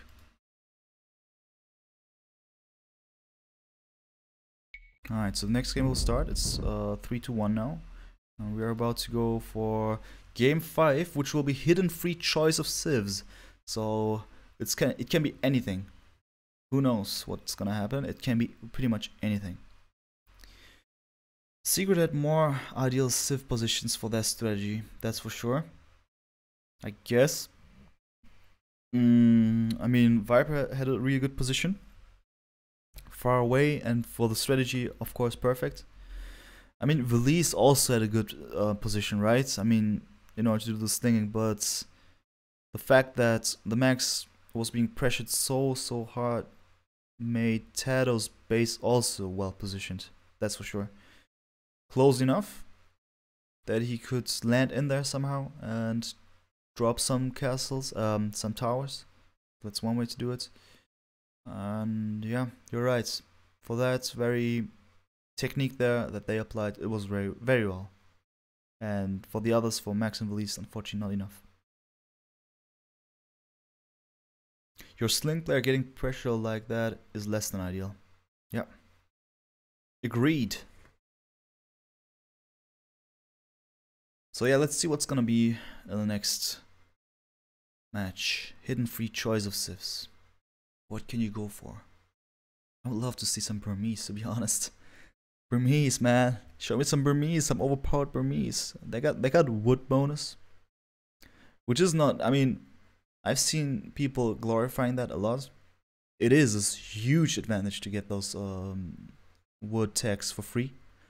At the same time though, if the opponent manages correctly, it'll be not that much of a super bonus neither, because then it'll be equalized after some time. But still, it gives a decent boost, that's for sure.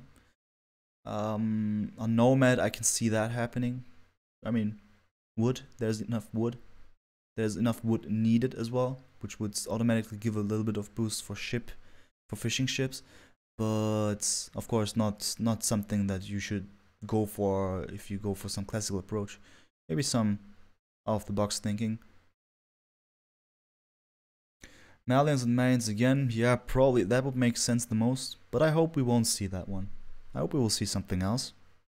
Would be cool, right? To see some other stuff. A lot of players are watching here.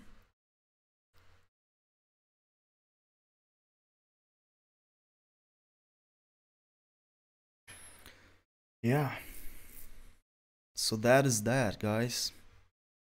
Interesting stuff for sure. So it's 3-1. Now in German we call it match ball. I'm not even sure if this term is existing in English, the match ball type of situation. So if the one team wins now this match, they will win the tournament here. I mean, not the tournament, but this matchup here, this round, the finals, which is not the last here. Makes sense, right? 4-1. There is no way to catch up. Right. Yeah. So yeah, that's that. So now Villese and the Max under huge pressure. The game is starting now, and we will be able to tune in ASAP.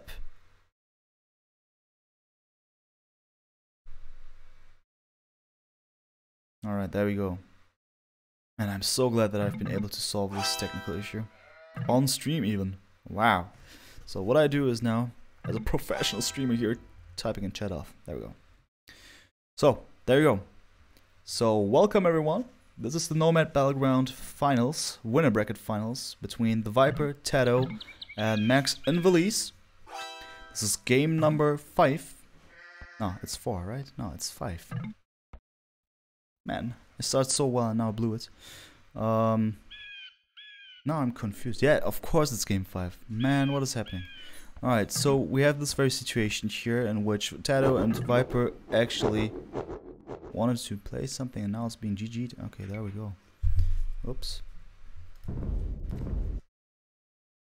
Alright, so it was a re, and we saw that this was actually the max calling it for re. In situations like that, it is quite obvious that they call for as much re's as possible to have the ideal map in order to get out of this match as winners. So let us see if this will be their way to go for that. I believe they only have 1 or 2 re's. I didn't see any rules so far when I've had a look into the thread today, but I guess it is something like that. And I didn't see into the civs, so I'm not sure. Yeah, maybe a bit redundant to have tier 1 picks. Tier 1 pick civs in game 3 and free pick in game 5. Oh. Right? That's for sure. You're right. Chinese, Persians, Maya, Spanish, Mals, Italians. Yeah, that is. You're right. Yeah, but who knows? Maybe they go for some out of the box thinking. Could be. So I'm not sure.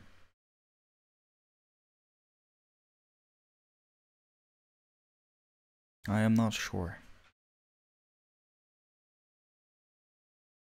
So, if some of you just tune in, just as an advertisement for Woobly, on Sunday we will have the Weekend Smackdown, which is a casual tournament organized by us. And you can all participate if your elo is above 1600 and less than 1900. And it's a one-day tournament that will take place hopefully every weekend. Feel free to join if you would like to, because there's also some stuff to win. Some Woolly premium stuff, namely. You should definitely go for that one. If your elo is good enough, of course. Flu saying, I guess now Viper and TaToH will be certain of Finland's strategy. Yeah, could be.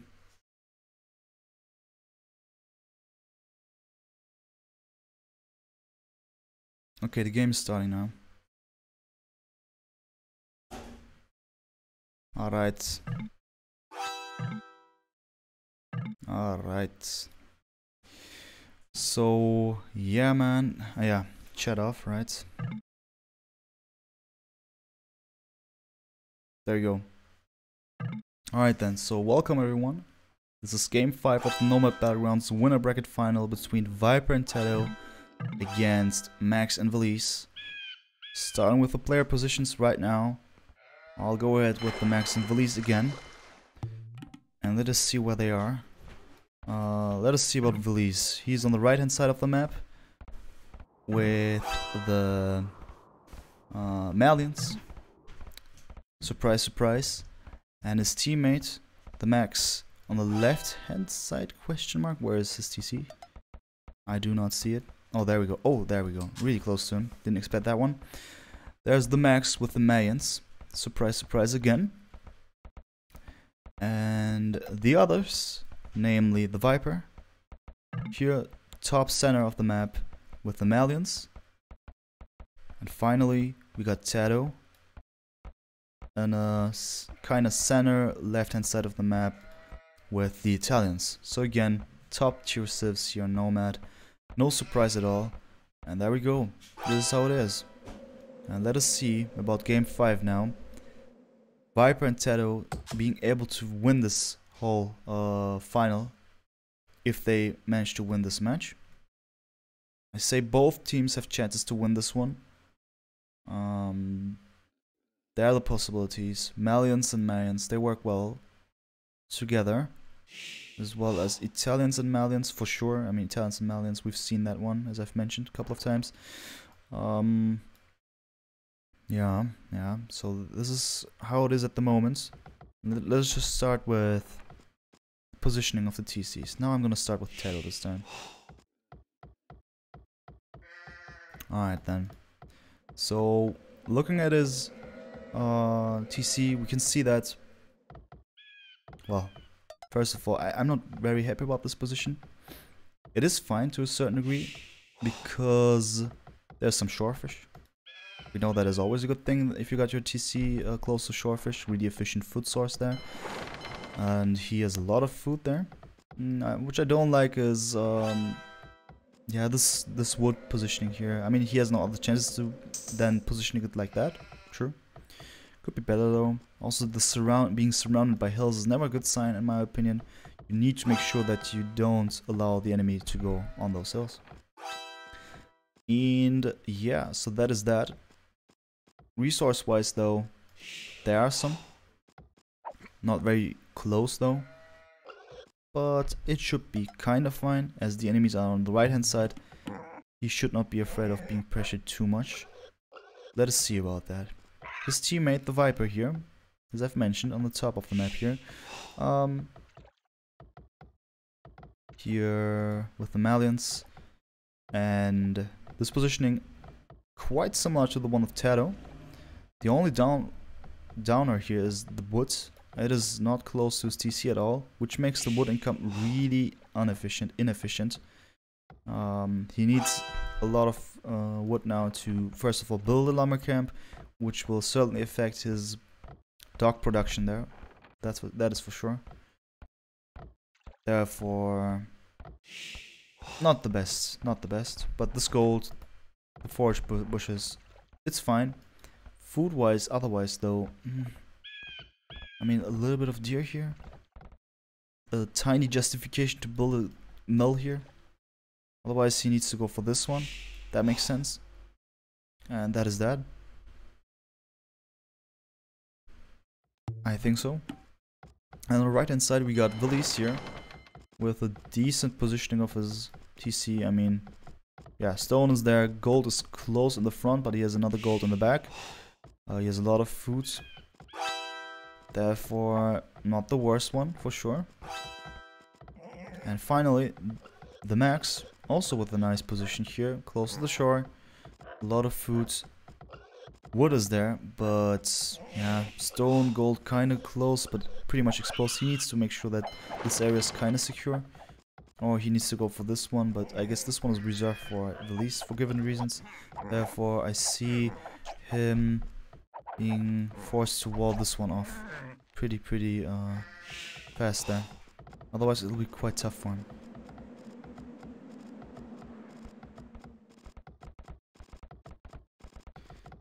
Yeah, that's that.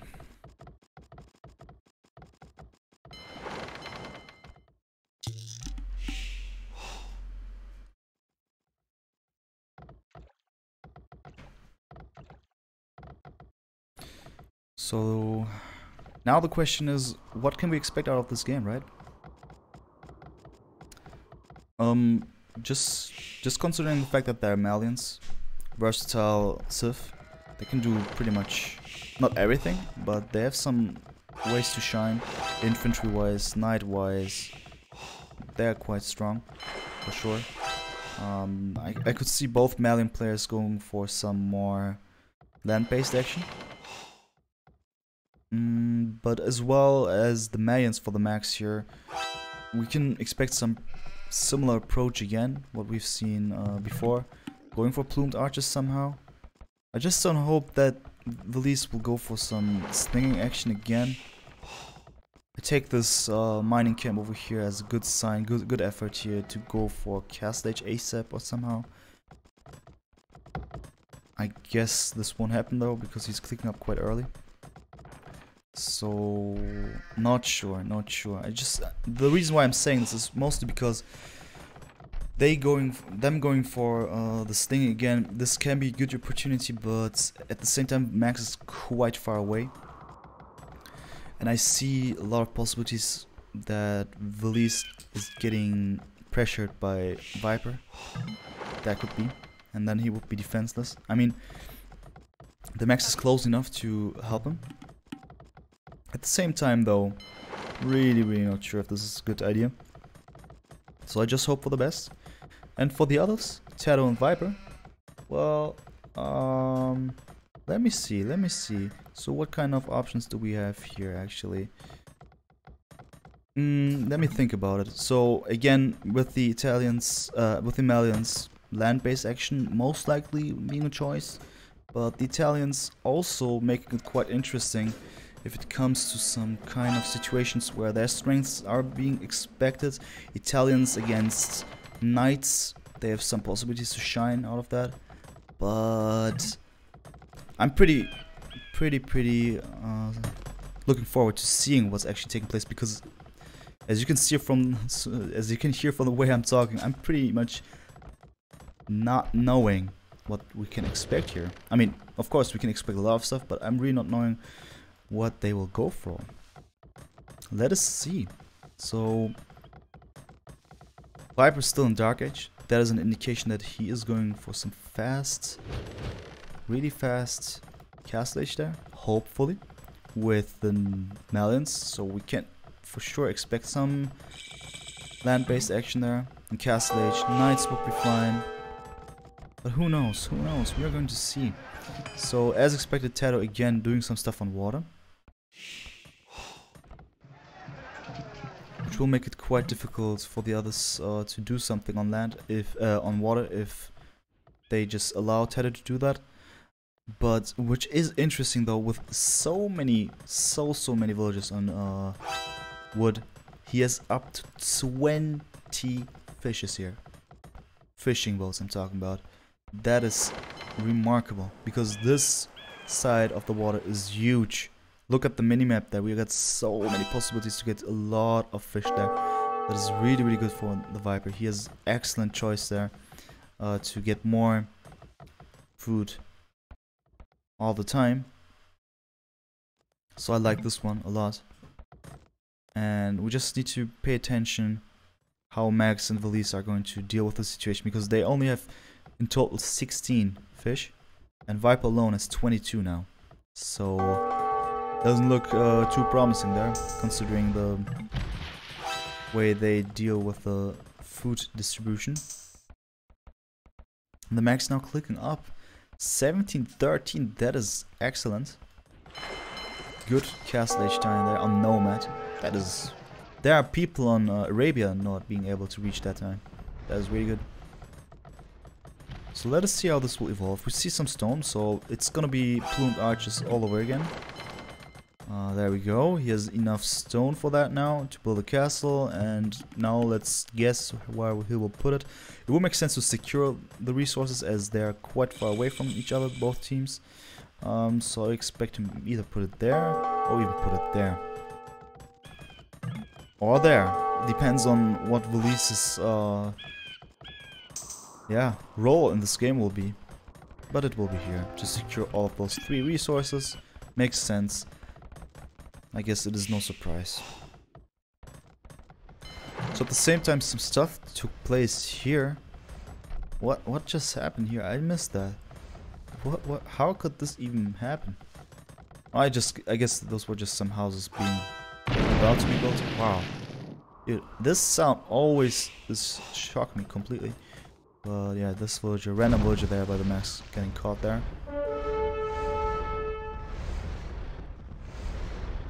And we can see it, Viper getting bloodlines, forging, and we have double stable setup.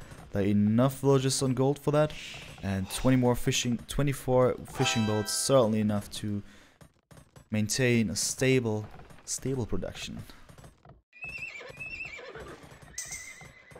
Yeah, so we guessed that one correctly, I guess. And about TaToH though, I'm not sure. I mean, he is walling up hard here, which means that he will probably make use out of this base over here. I'm not even sure. Will he just use it to boom here? I mean, there's a lot of space. The stone wall makes it a bit more easier to gain control over this location, right? With palisades, it would be hardly able to secure this area, because the more far away the palisades are, the harder it will be for you to secure that area. Because once the enemies are over here hitting the palisades, you need to teleport yourself in order to build some houses in front of it. Therefore, Stonewall is a good choice. Viper now in Chaos Stage, getting chain barding armor, bow saw, all the good resources, all the good techs to maintain good resource income, and also good stable production here. Double stables now. They will have +2 armor very soon, and therefore will be able to cause some heavy damage ASAP. If there's a way to go through this wall, and there is, Viper having used his magical villager here to dig a hole over here. Keep in mind, as villager you do +6 bonus damage against stone walls or buildings that contain stone somehow. So also speaking for towers next to some other buildings. And yeah, there we are. The +2 knights are in there, and that is really dangerous for Villese now. First of all, it's dangerous because he has no army whatsoever. And I've didn't even get the attention here. He has no market. He was about to build a market. Oh my, this does look good at the moment. But well done by walling this one off. Suffering minor casualties. 2 villages, some might argue that this is huge. At the same time though, Viper needs to understand that there's a gap here. And if he is through that, it's gonna be really tough for Villese. And this tower I personally don't like too much. I mean, he will be able to get those knights away, but there's a siege workshop, so it's just a matter of time until this gate is done for, and the watchtower won't be able to do anything. And there we go. There's a hole, and more knights are being produced. There we go. And yeah, once they're inside here, they can go beneath their TC. They won't even care if something happens. They got +2 armor. At the same time, he's ensuring some more pressure over here, so the wall is just done. I think this is really bad for Villese at the moment. I see little hope for him. I mean, what he does is now getting this market up in order to sling the max once again, but damn it, not like this, not like this. Ooh, a lot of villagers there being killed. Villese nearly out of the game at the moment. I'm not even exaggerating here at the moment. There's a lot of idle time, a lot of villagers being killed. And now he is under severe raiding. Max does well by getting up 1 monk, which is not enough though. He should have even placed this monk inside of this walled area here. Because now it's just a matter of time until he loses that monk. If he doesn't even... He didn't even get this one knight. Wow. Super bad. Secret adapted the strat to the strat and wins in 25 minutes. Yeah, that is it probably. Flu, I guess you're right, man. Oh, this is such a pity here at the moment. So let's just try to see some actions that will somehow be some kind of hope for the Max and Villese, but well, this area is fine now. And TaToH is being pressured. They must continue causing a lot more damage there. Which is actually good here at the moment. I like what the Max does. At the same time, he's probably just telling Villese to hold on, but there will be little things to hold on anymore after this is taking place here. He needs to land 1 more conversion at least. 2 would be optimal. He does well by placing more monasteries there, but it's a lot of losses there at that side. But well done actually, considering TaToH here. The Max able to clean up TaToH's base. But Villese down to 19 villagers and TaToH with 32. And Viper enough military to act on both sides now, I guess. Yeah, he just did it well by taking away most of his army away from Villese here. At the same time, he's able to apply some more pressure on the base of TaToH by defending him from the Max's units. And once the Max messes this one up, unfortunately, it will be quite over for him and Villese, because Villese won't be able to catch up really efficiently anytime soon. He is hardly back again. And that is bad because, yeah, How will he be able to sling that much in order to support Max in a way that he's able to, you know, just cause trouble here? It's slightly impossible here. I mean, with the plumed archers, you're actually doing well against knights if you're working in numbers. Especially if you micro them well and put them into corners where they are being hit really hardly there. But those knights are there doing their job. They're just looking for random plumed archers, and then they can't do anything against us anymore. Speaking for the plumed archers now. Therefore, quite difficult situation. Question now is, what can Max and Villese do actually to get out of this? I guess going for knights is actually a good idea, but at the same time he's going for the wrong places. If he attempts to get some conversions over here, he won't be doing that because the knights are going away.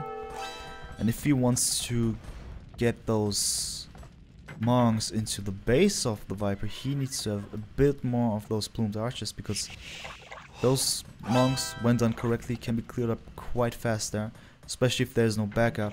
And those 5 plumed archers won't be enough to defend 4 monks. Not at all.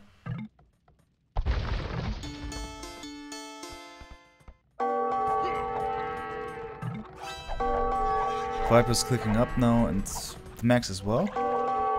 But question now is, will this be enough? More barracks being placed now. Interesting. What is happening? What is actually happening?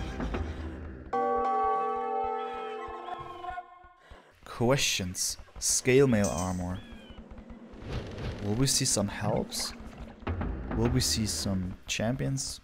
Will we even see some Conquerors?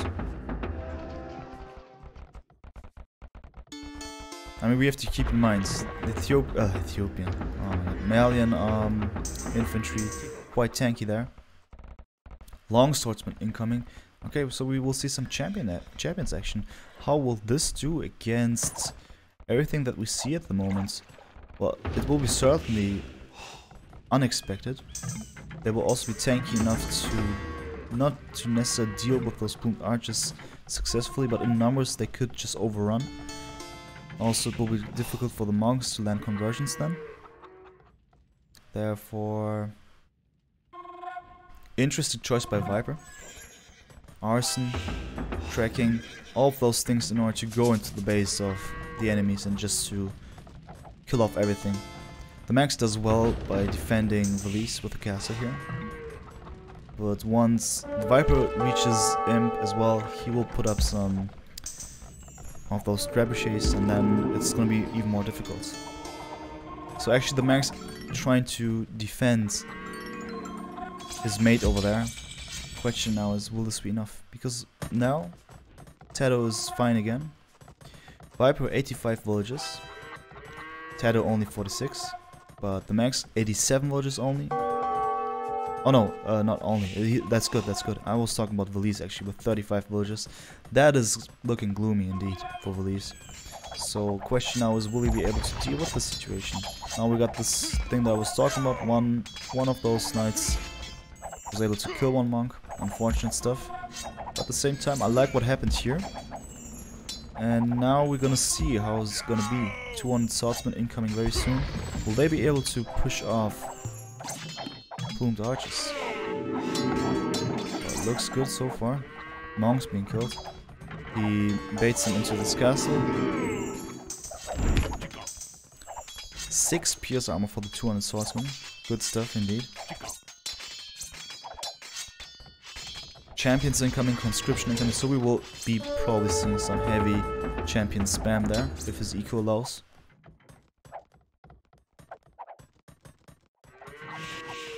That is interesting indeed. So Max actually doing well by not letting any trebuchet pass by here. That's well done, that's well done. He needs to do that, because once he allows them to enter, it's gonna be super difficult for him to get out of the situation. 2 castles, that's good. 2 castles, physical defense, but also 2 sources to pump out traps in an upcoming trap war. That is good. But instead of going for more traps, I guess he'll go for more rams maybe? Could be one way to do it if the max is going for more elite plumed archers. Rams certainly the better choice.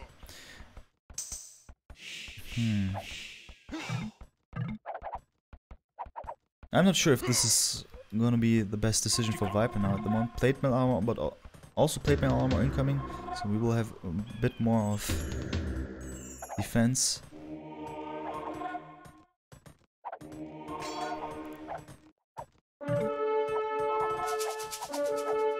Yeah, but with this rate, it's gonna be impossible to reach him with the champions there for sure.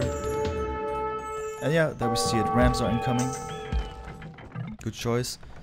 And Max thinking a trap war is taking place, going for more traps himself, but that is not a bad thing for him. He's not being baited into making traps here because he can himself get this castle down. Good stuff by the Max. I like this approach at the moment. Also good teamwork with Villese. Being able to keep this gate alive here, but not for long anymore. So the Max actually needs to be really efficient here at the moment. Let us see. He needs to snipe those guys here. 8 pierce armor. So that is actually not much. 9 damage by the plumed archers, so effectively not much of damage taking place. He's able to one-shot him, of course, but it's gonna be pretty much difficult, too much of a difficult thing to get rid of those champions now, because they were able to get those traps here, and now well done with cap rams, allowing them to move closer to the castles and also to the elite plumed archers without being hit. Good stuff. Interesting approach by the Viper, really impressive. At the same time, is there something going on here? Not too much, but the Max is about to do something, placing a castle over there, just making sure that TaToH doesn't do anything unexpected here. At the same time though, let us see if the Max is having resources enough to do something against TaToH, while he's being completely busy here. So far it looks quite balanced though. I would even say that Viper is struggling to get ahead.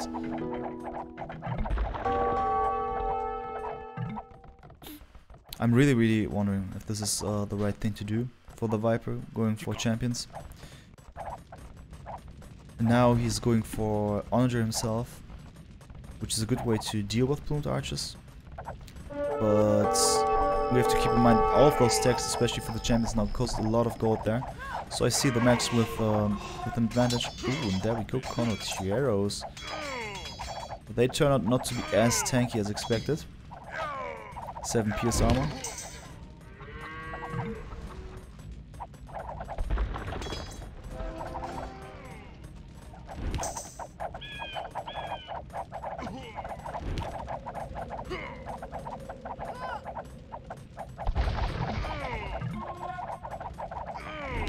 Yeah, it may have been better to just have Conquerors, right? Because they have only 1, or is it 2 pierce armor less?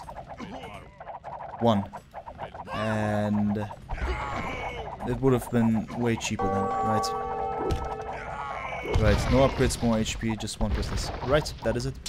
So therefore, ooh, that was a close one. Therefore, the Max actually with an advantage over here. Let us see if he's actually able to maintain this pressure over here.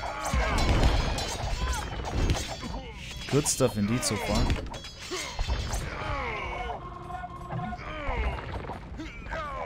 I like it. And is something taking place over here as well? Oh yeah, it is. So using all of the stones that he had here in the beginning, he's able to put down some more castles. Good stuff. At the same time, Viper pressured really hard here. I feel that Viper won't be able to get off the situation if those onagers are not landing pretty good hits there. Because TaToH will not be much of a help. Just the guy who's slinging a lot of gold there. 566 gold.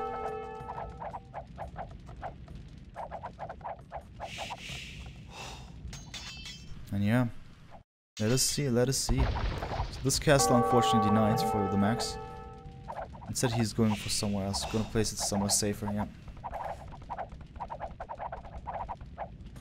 At the same time, I feel that the pressure is still on there. He just needs to make sure that he doesn't stop. Good stuff with the trebuchets, onagers. Just don't stop, man. Just don't stop. Keep the pressure up. Oh. Okay.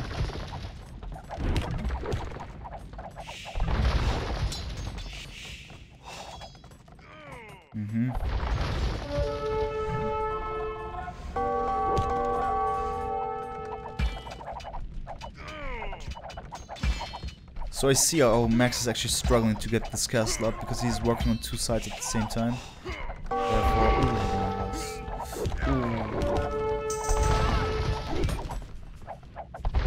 oh, this is really bad. Oh, he's missing all of this. He's not even aware. Oh. Now it's looking bad again because this was actually the amount of plumed archers that he had as an advantage. Right, because of the text that he needed, Viper needs to go for champions. Now it's kind of equal again, I feel. And that is not good at all. Mostly because he was active on both sides, right? So just hope that he won't lose this one. It is looking like this. Good stuff here with champions, getting rid of them. Now he needs some more lucky hits here. Go. Wonderful hit. One more. Awesome. This one as well.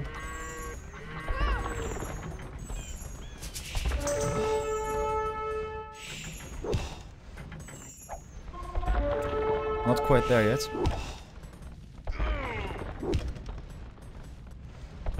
Not quite there yet.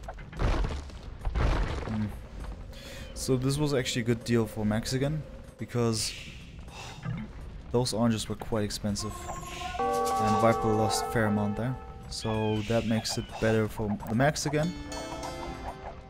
Problem now is he needs to get more of those traps up again, because another castle will be there in the Viper's base. Question now is this good? Which I really like is now this one here. 19 damage. Cavaliers incoming. They will eat this up without any problems here. Plus 4 armory upgrade. So actually he stopped going for any further infantry action. Change for cavalry again. And that is a momentum that he needs to make use of. Let us just see about those monasteries. Monks are being produced as much as the Max can. But at the same time, it is getting quite difficult for him now. Because those cavaliers now are actually a real threat there. At the same time, here on the south, Max able to approach even more. This is his style, going for more castles. This is the way he does it.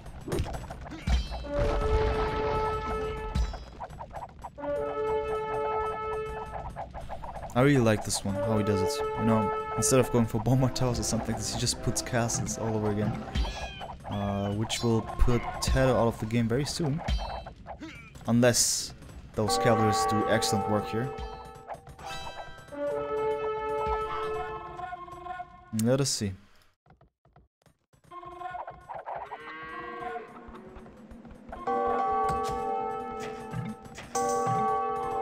TaToH now an imp. Villese still on cast stage, of course, as he's a slinger. And I guess TaToH will apply some more military action himself. This castle unfortunately denied at 93%. He needs to go for that ASAP. Needs to do something against that. Pretty fast though. Really important.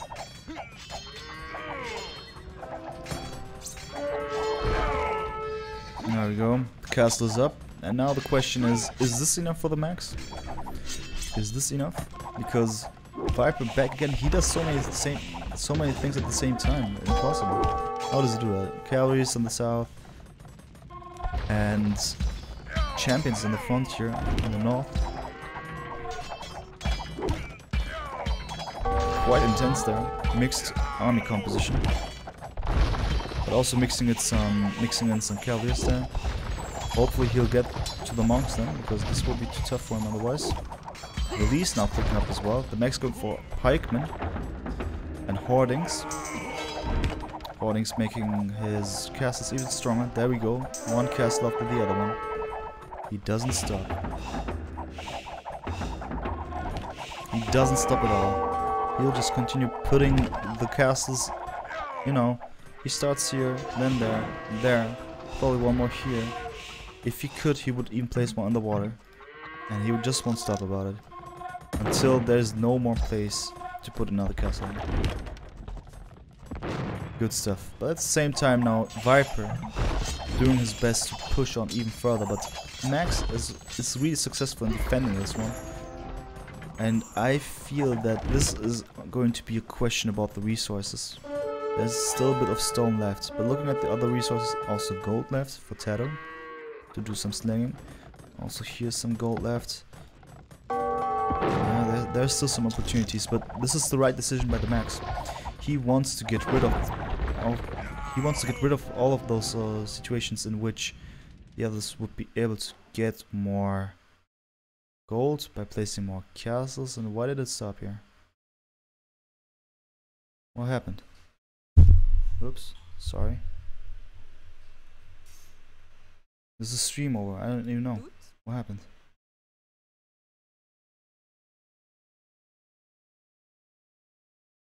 Script match. Why did it stop, man? Why did it stop? Is it over? This never happened to me. What happened?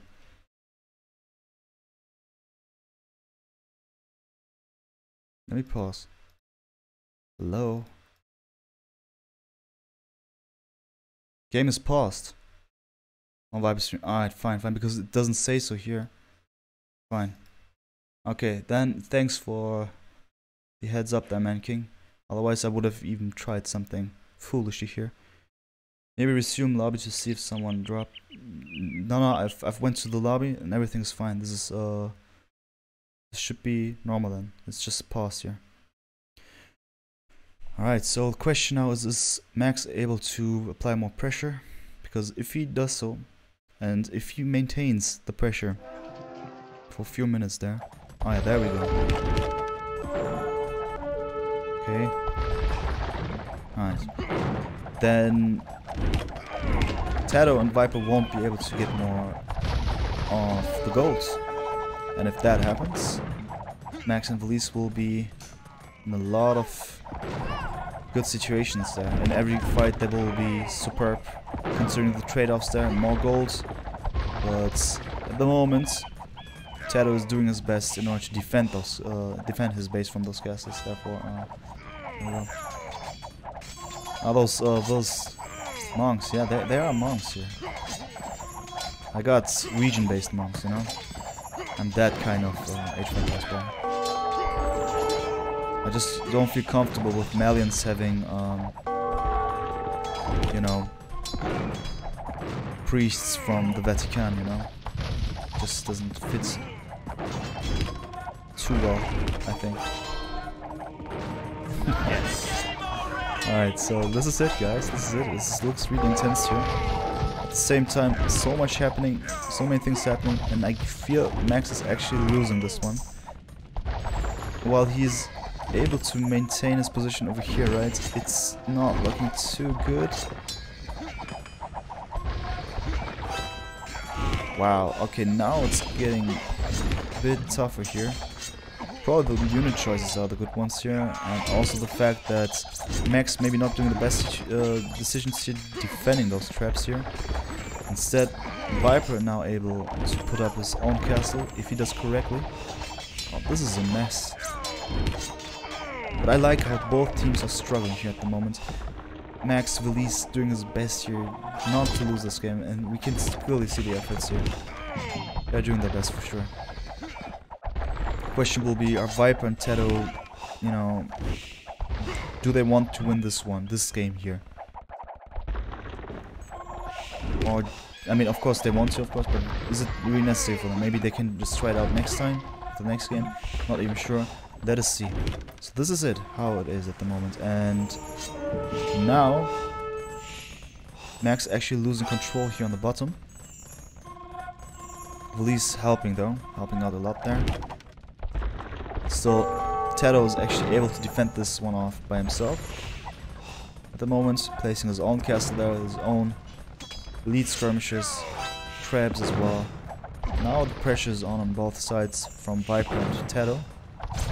And Max and Villese need to find a solution in order to maintain and push back again, but this is going to be really tough one.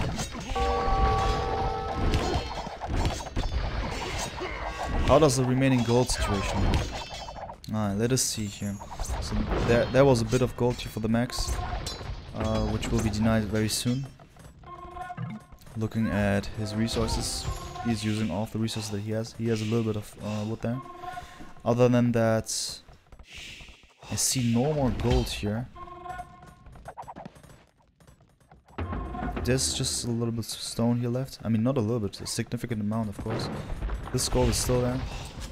But that is it. So actually what Max and Villese wanted to achieve, right, by denying all the other golds for the enemies, they're about to lose their own gold that remains here, right?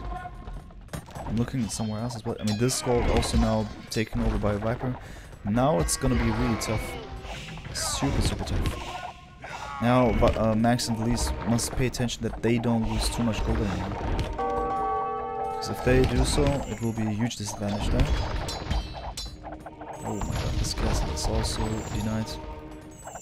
And for the others, there's still a lot of gold left. A lot of gold. There's gold, there's gold, there's gold, there's gold. I believe that there's no gold on Viper's side anymore, but still a lot of stone. Yeah, that is it. So they actually need to make use out of this here. Maybe to sell some stuff on the market as well.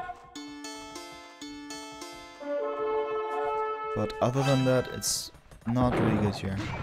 I feel the skirmishers are doing a good job here, which is the reason why Eagle Warriors need to come into the game.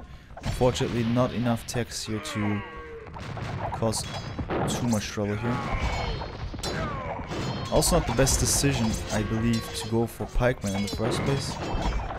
Because we have to keep in mind with pikemen or halberdiers to become really efficient, numbers need to be good. The numbers need to be really good. But they're using most of their resources for other stuff.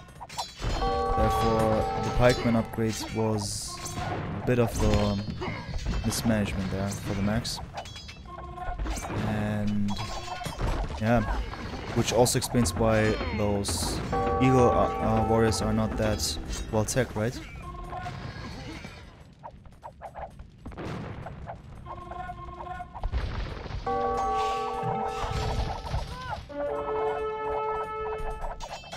Look at this mess over here.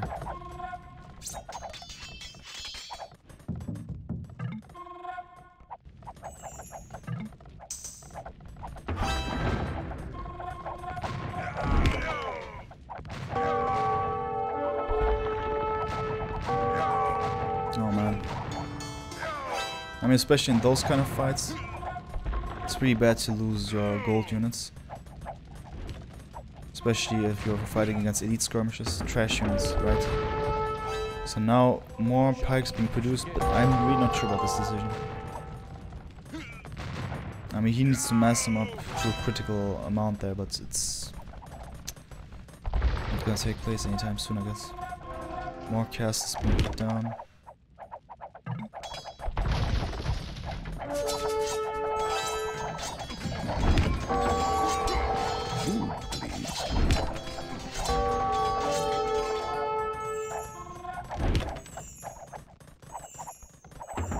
Yeah, guys, I'm not even sure how this is moving because Max actually able to defend this one pretty well. He's not allowing Viper to approach any further. At the same time, they had to give up on this one, and therefore, once this stone runs out, there's no more gold income actually. Right? TaToH will gain control over these here real soon. I mean, he actually has the control of that, and he will make use of that for sure. And now it is Villese who's actually going for the lead skirmishes. Let's see how this will turn out.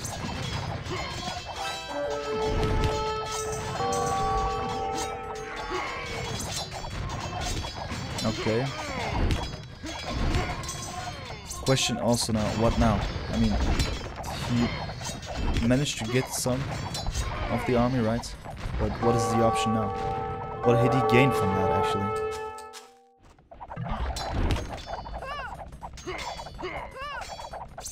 Oh, we saw some Bebetos here, so Viper actually wanted to go for some raiding there, but not anytime soon here. Trade? No sir, I don't believe so. There's no trade. There is no trade, let me see. No sign of a trade. I mean, trade will start, as we see. There are more of those here, more markets.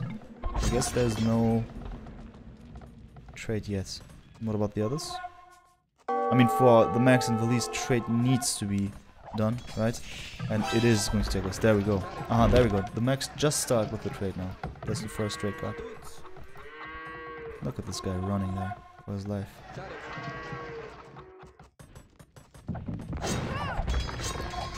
Okay, so that is actually not good at all, because first of all, the market's over here, and once this castle is done and these gates are through, good stuff that he goes for fortified walls, it's still really not a good situation here, because this trade line won't be as efficient then once it gets raided. Oh, this is a really late game here. Look at this mess.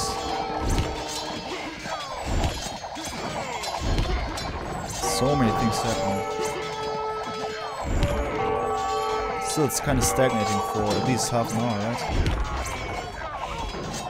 Villese also started trade now. What about the others? We'll catch some of those markets somewhere. Some trade cards. Not the case. I mean, why should it, right? There's enough gold, so no need for it yet. But this one looks really bad. I think if this game continues a bit more, and if Max and Villese is not able to gain more territory, it will be over quite soon. I mean, it should be. They should decide on calling it now, because then there would be no perspective. But this is not the case. TheMax actually wants to win this game. Especially his score is enormous. At the same time though, the other team is catching up now, as TaToH is actually evolved from being the slinger to the one who is a trasher here. A lot of trash units mixed with hand cannoneers.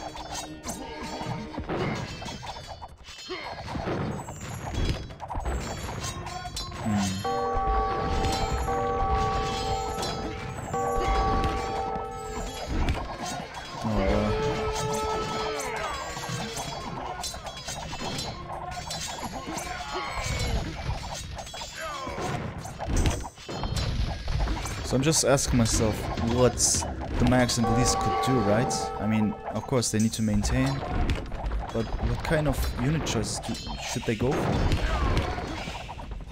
Was going for pikes the best thing in the first place?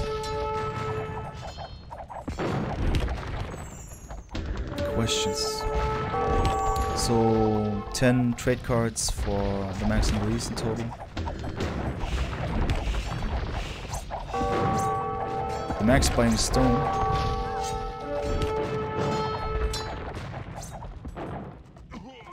Wow. Okay, now this is looking really bad here. Because now there's nothing to defend this anymore. Only meat shield. Love light cavalry. And this fight is still not over. But I guess it will be now. As the champions are about to come in now.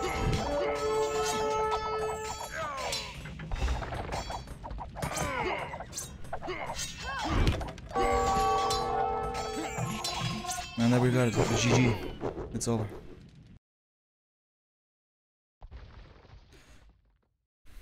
Wow. I'm just exhausted from even watching all of this. I mean, this last match here. But it seems like it. Viper and TaToH won against Max and Villese. GG's. Wow, guys, I'm so sorry for sounding so underwhelmed, but it was really difficult to catch up with all of this. The last match. And now it's over. Viper, TaToH, in brackets, and TaToH won against Max and Villese, which means that they now move to the grand finals, in which the winner of the winner bracket final, obviously, TaToH, Viper, and TaToH, will face either Yo and Tim or ACCM and VNS School.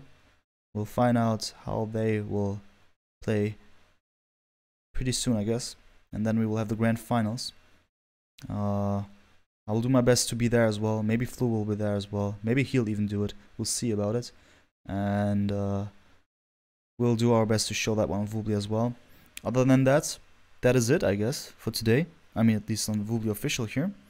I'm considering streaming myself on my own channel later. Not sure though for today, as I've streamed a lot today now because of this. Or maybe we can even coke it. I would love to, Flu. Let's do some Persian action here, man. Let's do some Persian action for sure. Thanks a lot, man. What game is this? Rodrigo Zanota. This was the winner bracket final of the Nomad Battlegrounds between the Viper, TaToH, TaToH against Max and Villese. And Viper, TaToH, TaToH, actually Viper and TaToH winning 4-1 against the Max and Villese. Therefore, Viper, TaToH, TaToH now in the grand finals and will be facing against Yo and Tim or ACCM and VNS Cool. And we'll make sure that we're going to show this one as well. So, just for your information, one more time.